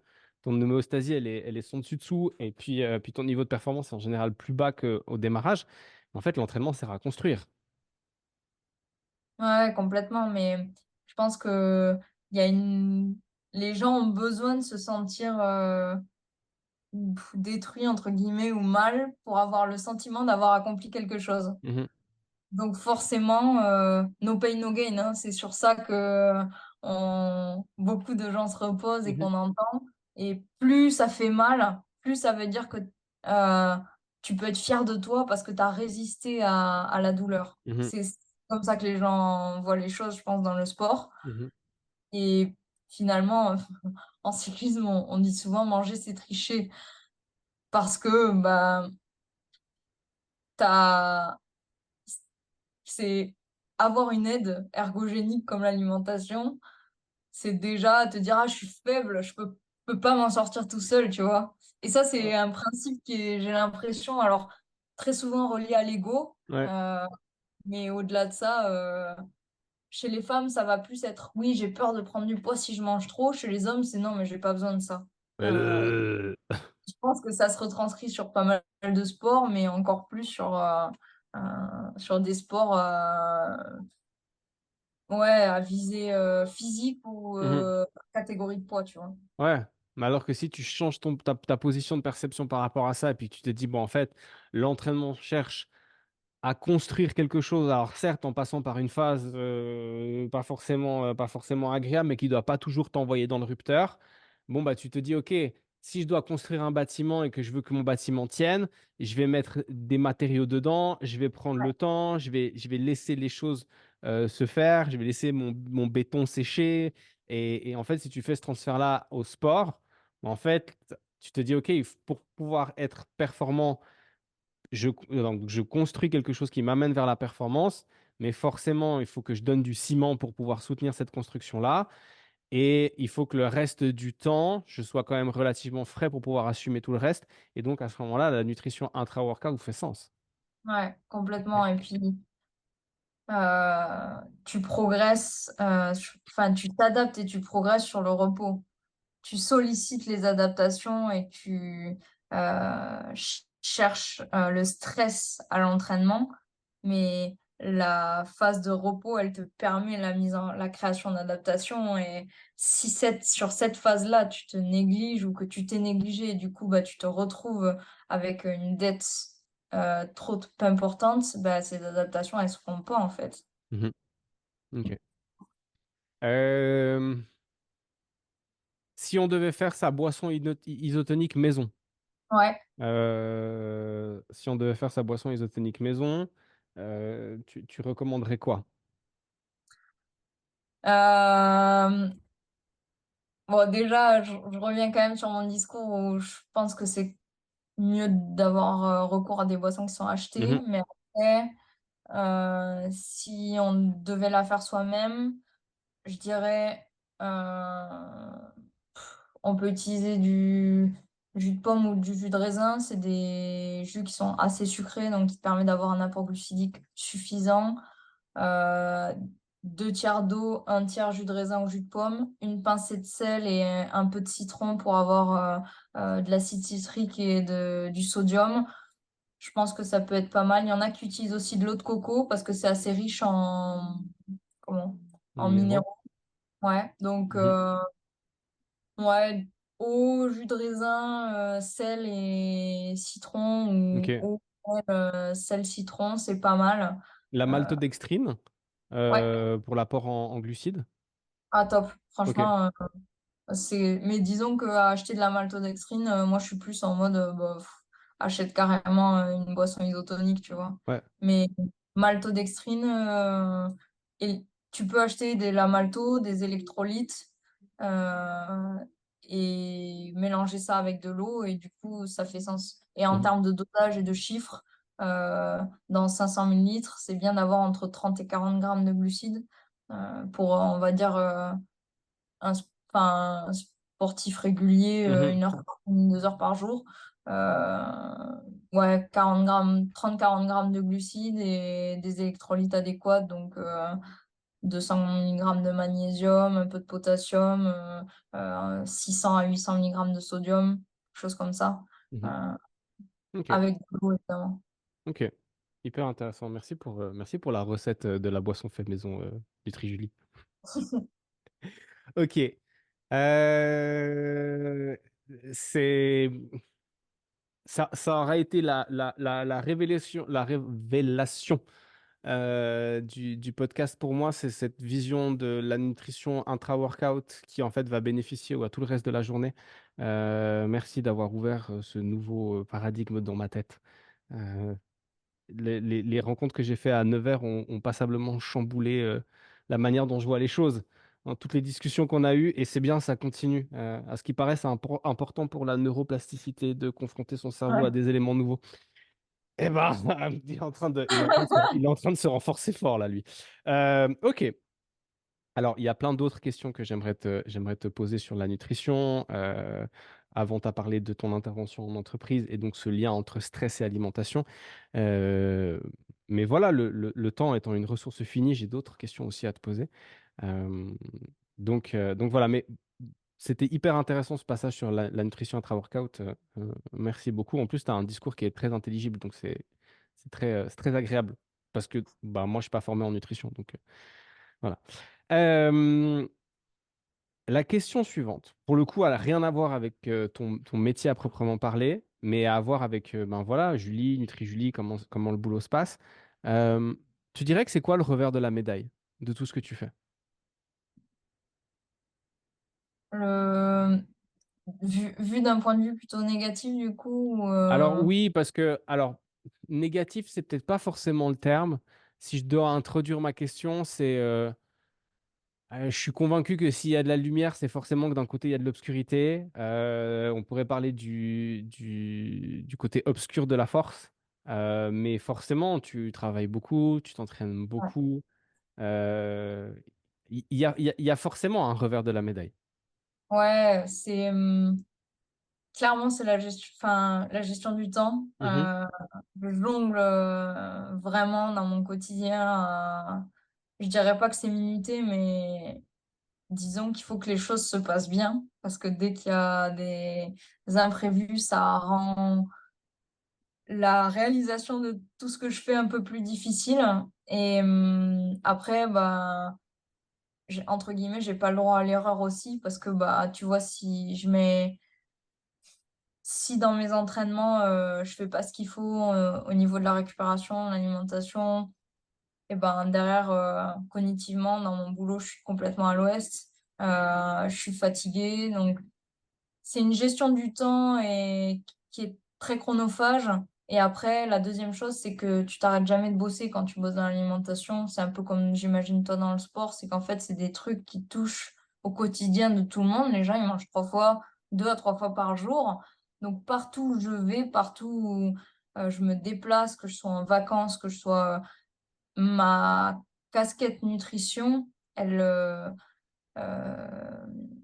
elle est toujours présente et je pense qu'il y a très peu de moments où j'arrive à décrocher de tout ça parce que finalement, quand je suis pas au travail, je suis en train soit de m'entraîner, soit de manger, globalement, soit de dormir, si pendant la nuit. Effectivement, du mal à, j'ai du mal à décrocher et parfois, bah, quand tu as des préoccupations, des pépins, que ce soit au niveau sportif ou au niveau professionnel, finalement, tu aimerais avoir une soupape Ouais. de dire, bah, vas-y, je pense à rien. Mais moi, aller sur le vélo, bah, c'est aussi bah, mes objectifs, tu vois. Donc, c'est pas une soupape réelle parce que bah, quand tu t'entraînes pour des objectifs en compétition, c'est pas toujours du sport plaisir. Le boulot, bah, ça reste le boulot. Tu as un côté aussi financier, un business à monter, à gérer. Et du coup, bah, les autres moments, ils sont légers et bah, si il y a trop de négatifs dans les points parce que bah, la période le veut, Mhm. ça peut rapidement être difficile de trouver une soupape et de d'arriver à trouver un équilibre là-dedans. Donc, tu vois, je me mets au coloriage parce que j'ai envie de trouver une activité qui m'éloigne de toute réflexion et de tout lien entre tout ce qui gère mon quotidien finalement. Je fais des puzzles ou des Lego Ouais, quand là j'ai voilà. besoin de mettre mon cerveau sur off. Mais je pense que c'est au-delà du fait qu'effectivement le sport et la nutrition touchent la santé. Donc forcément, ben, tu as euh, ce truc d'observer ce que les gens font, enfin, moi, j'en reviens à ça. Alors, pour les auditrices et les auditeurs du podcast, je l'ai sûrement déjà dit dans un autre épisode, donc vous m'excuserez le fait de radoter. Mais l'été passé, on est parti une semaine en vacances avec ma femme et ma fille dans un hôtel all-inclusive en Turquie. Bah voilà, moi, je passais toute ma journée à observer les gens Ouais. et à me dire, mais les gars, c'est 10 heures du matin, c'est pas parce que le bar ouvre que vous êtes obligés d'aller vous taper vos premières bières à 10 heures le matin, quoi. Et tu es là et tu regardes les gens, tu te dis, oh, attends, c'est pas possible, quoi. Il y a vraiment un problème. Et ton cerveau, il est constamment sur ça.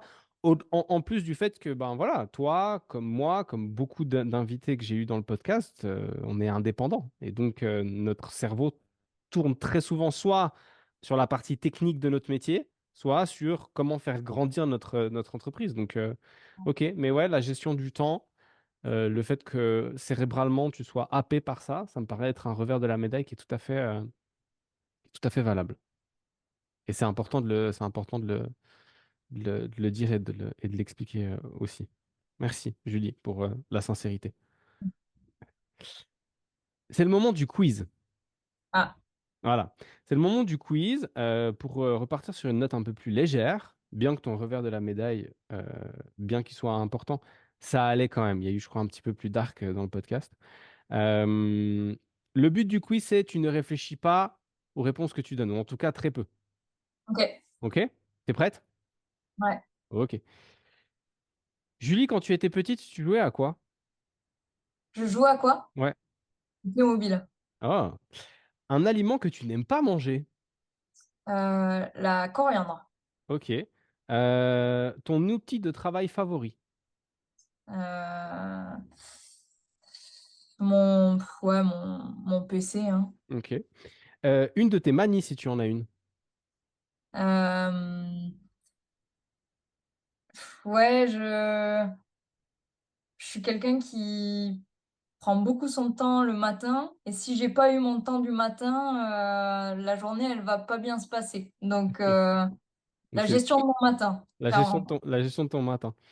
Euh, ta citation préférée ou une des citations que tu préfères, si tu en as une. Euh, nous ne vivons pas pour manger, nous mangeons pour vivre. Mhm. Ok. Tu dis des gros mots? Oui, je suis toulousaine, hein. Alors, un gros mot que tu dis souvent. Putain. Ok. Ton film favori, si tu en as un. Euh, je dirais Forrest Gump, Ok. Est-ce que tu aimes le moins dans ton job? le, l'URSSAF. Les impôts. Ça me va. Ça me va. Euh, tu écoutes de la musique? Ouais, La beaucoup. chanson du moment? In the Star de Benson Bones. Ok. Euh, si tu pouvais partager un repas avec quelqu'un, alors, une personne réelle ou une personne fictive, une personne célèbre ou pas, quelqu'un de vivant ou quelqu'un de pas vivant, voilà, une personne comme ça, avec qui tu pourrais partager un repas. Euh, je dirais, j'aimerais bien Patrick Dempsey. C'était un de mes acteurs préférés à l'époque. Ok, Ouais, Patrick c'est un Dempsey. rêve. Ok, cool. Si tu pouvais tout recommencer et faire un autre métier, tu ferais quoi? Je ferais barista dans un café Elsie, ouais. Cool. Original. Et une lecture que tu recommandes, peu importe le domaine. Les 4 accords Toltec. Les quatre accords Toltec. Ça marche. Merci pour ces réponses. Avant de te poser les dernières questions, hier, du coup, j'aimerais avoir ton avis parce que ça rejoint la discussion de la nutrition intra-workout. Hier, je me perds sur Instagram, comme ça m'arrive des fois. Et je pense que je suis pas le seul. Et puis, à un moment donné, je tombe sur une coach de MMA d'une grosse team de fighters aux États-Unis qui interdit à ses athlètes de boire pendant l'entraînement. Alors, évidemment, elle leur recommande de s'hydrater avant. Elle leur recommande de s'hydrater après, parce qu'elle ne dit pas que l'hydratation, c'est pas important. Mais elle leur interdit de s'hydrater pendant l'entraînement, sous prétexte qu'en fait, ça ne développe pas ton esprit guerrier, parce que l'hydratation serait corrélée avec un moment de repos. OK. Qu'est-ce que ça... Sacrée vision des choses. Hein? Sacrée vision des choses. Ouais, je sais pas, je trouvais ça... Alors, je trouvais ça comment dire, Instructif. ouais, instructif pas, dans le sens où bah, moi, je viens des sports de combat, et c'est pas le truc le plus débile que j'ai pu Oui, entendre. bah oui. C'est pas le truc le plus débile que j'ai pu entendre dans les sports de combat, mais pour moi, ça fait pas de sens. Non, non. Voilà, mais j'en profite de t'avoir là, parce que du coup, la vie fait bien les choses, vu que j'ai vu ça hier et que je discutais avec toi aujourd'hui. Non, je pense que ce genre de discours très directif, Mhm, finalement, euh, c'est rajouter de la contrainte dans l'activité pour renforcer la, le psychologique de l'athlète.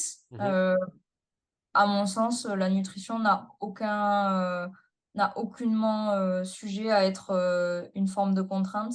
Le corps, il sait s'adapter et c'est une belle machine où si tu lui enlèves le constituant majeur dont il est composé, bah, tu vas juste le mettre plus en difficulté qu'autre chose. mhm, S'exposer enfin, on s'adapte pas à la déshydratation. Donc, mhm. à partir de ça, pour moi, toute contrainte où il n'y a pas d'adaptation, C'est pas forcément utile.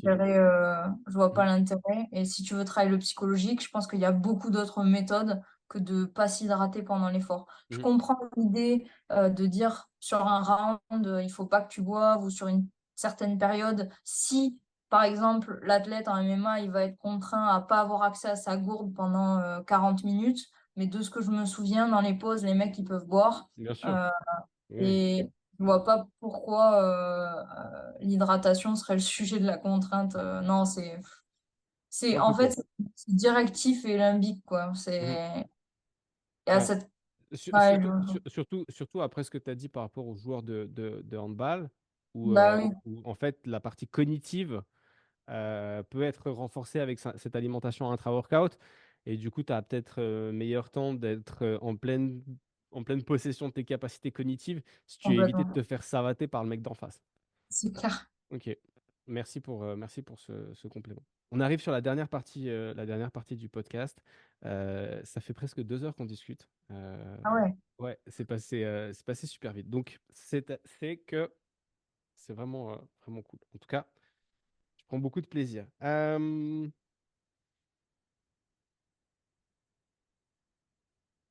La Julie d'aujourd'hui peut aller discuter avec la Julie qui devait démarrer son stage en 2020, qui se voit couper l'herbe sous le pied bah, parce que la situation sanitaire, elle est comme ça. J'imagine que ça ne devait pas forcément être évident à ce moment-là.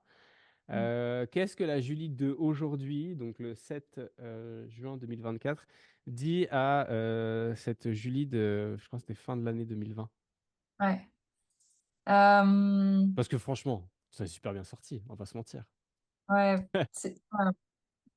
En tout cas, les opportunités m'ont permis de rebondir parce que je pensais avoir pris un premier mur. dans mon activité professionnelle. Donc, c'est clair que ça fait vraiment du bien de toute façon en tant que sportif ou en tant que euh, auto-entrepreneur, au lieu de toujours espérer, comme on a l'habitude de faire, à aller vers l'avant, de regarder derrière et de se dire, ah ouais, punaise. Tu vois, j'associe ça, ça c'est quelque chose que en cyclisme, je peux toucher du doigt. C'est, je vais faire un col, je pars d'en bas et quand j'arrive en haut, je fais, putain, t'as monté tout ça. Et c'est clairement ce qui se, ce qui se passe dans le milieu de l'auto-entreprise. Et si je devais, ouais, dire quelque chose à la Julie de 2020, c'est sois patiente, travaille et tu verras que avec l'investissement et toutes les choses que tu vas mettre en place, fais-toi confiance parce que euh, tout n'arrive pas par hasard. Et je pense que la passion et l'investissement sont deux choses qui te permettent d'aller loin dans n'importe quel milieu. Et moi qui ne suis pas une cycliste de talent, j'ai pas une potentielle, une grosse VO2 max, des longs segments au niveau quadriceps, et ben pour autant je travaille dur et je vois les progrès. Ben, pareil pour le boulot en fait. Mhm. Et donc la patience et il faut croire en soi parce que c'est vrai qu'à ce moment-là, j'aurais plutôt tendance à dire putain, tu vois, je le dis. C'est t'as même pas commencé qu'il y a déjà des difficultés face à toi, quoi. Mhm. Mais ça, finalement, c'est la vie et je remercie les obstacles d'arrivée parce qu'en fait, c'est là où tu réfléchis, tu prends conscience et, et tu changes les choses et avoir les choses trop facilement ça t'aide pas à grandir, quoi. Ok, ça me parle. Ça me parle. Je trouve que souvent, on a tendance à être trop violent avec soi-même sur ce qu'on n'a pas encore accompli Ouais, et clairement, à pas assez valoriser tout ce qu'on a déjà accompli pour nourrir le moteur qui nous permet de pouvoir accomplir encore d'autres trucs. Et clairement. avec soi-même, je trouve qu'on le fait souvent alors que j'ai plutôt tendance à le dire aux gens avec qui j'ai la chance de travailler, avec mes amis, ma famille, les gens qui m'entourent. J'ai plutôt tendance à dire, ouais, mais c'est déjà vachement bien tout ce que tu as fait. Et quand je me parle à moi-même, je n'aurai pas du tout le même discours. Ouais, Mais quand ok.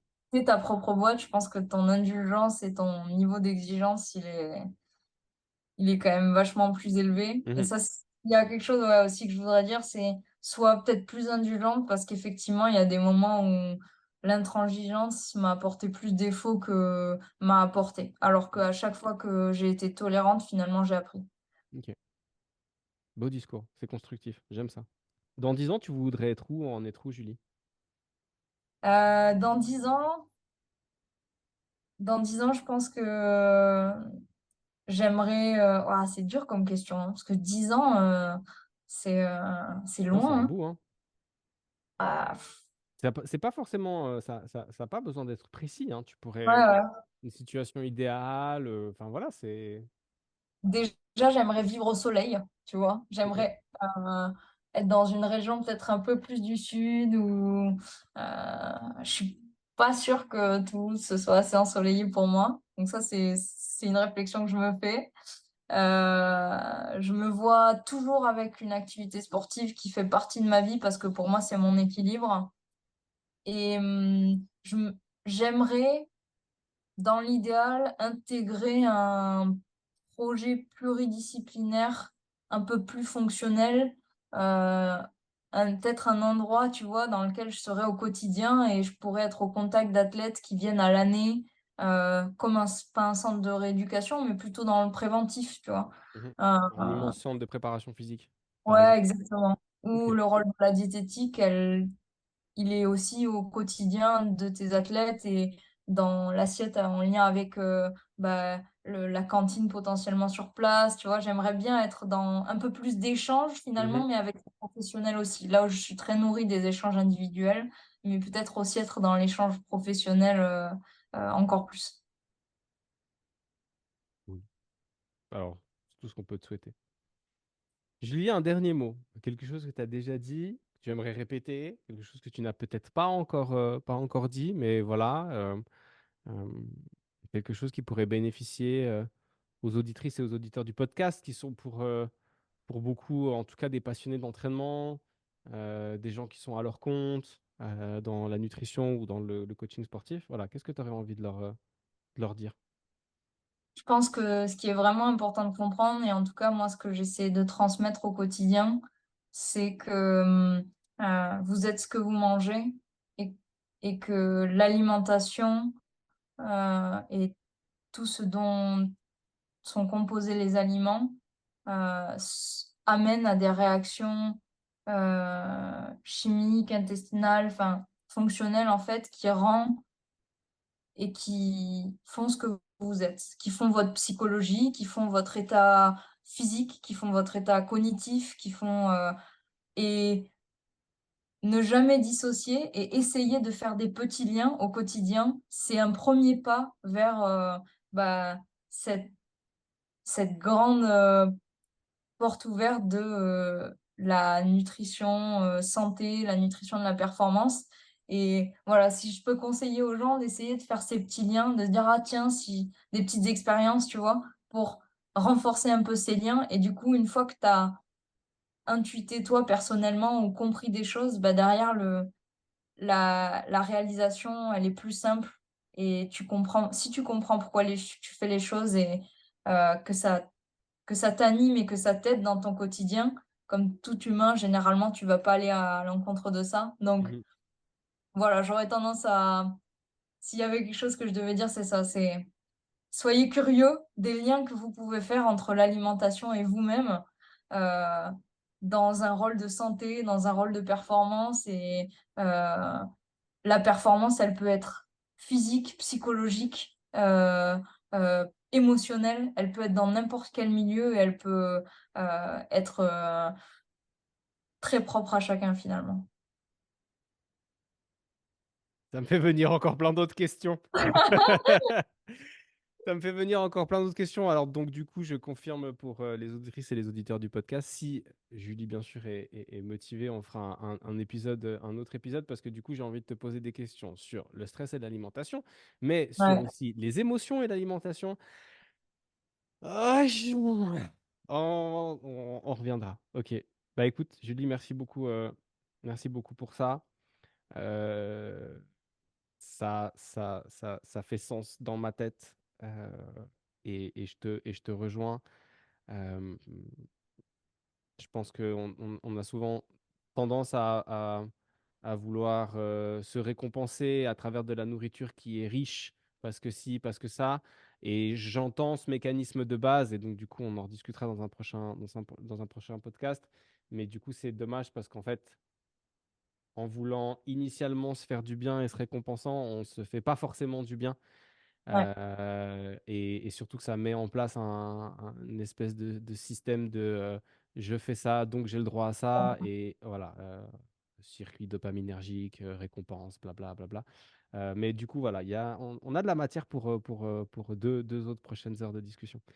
Julie, merci beaucoup pour ton temps. Merci beaucoup pour ton partage. C'était vraiment très instructif. Je retiens plein de choses qui créent des nouveaux circuits neuronaux dans mon cerveau. Merci, c'est cool. bah, Ouais, c'était vraiment chouette. Merci beaucoup. Pour les auditrices et les auditeurs du podcast, merci pour votre fidélité. Merci d'avoir passé ce temps avec Julie et moi. On espère que vous aurez pris autant de plaisir à écouter le podcast qu'on aura pris à l'enregistrer. Je vous dis à toutes et à tous à très bientôt pour un nouvel épisode. Ciao Julie! merci beaucoup Ken, ciao.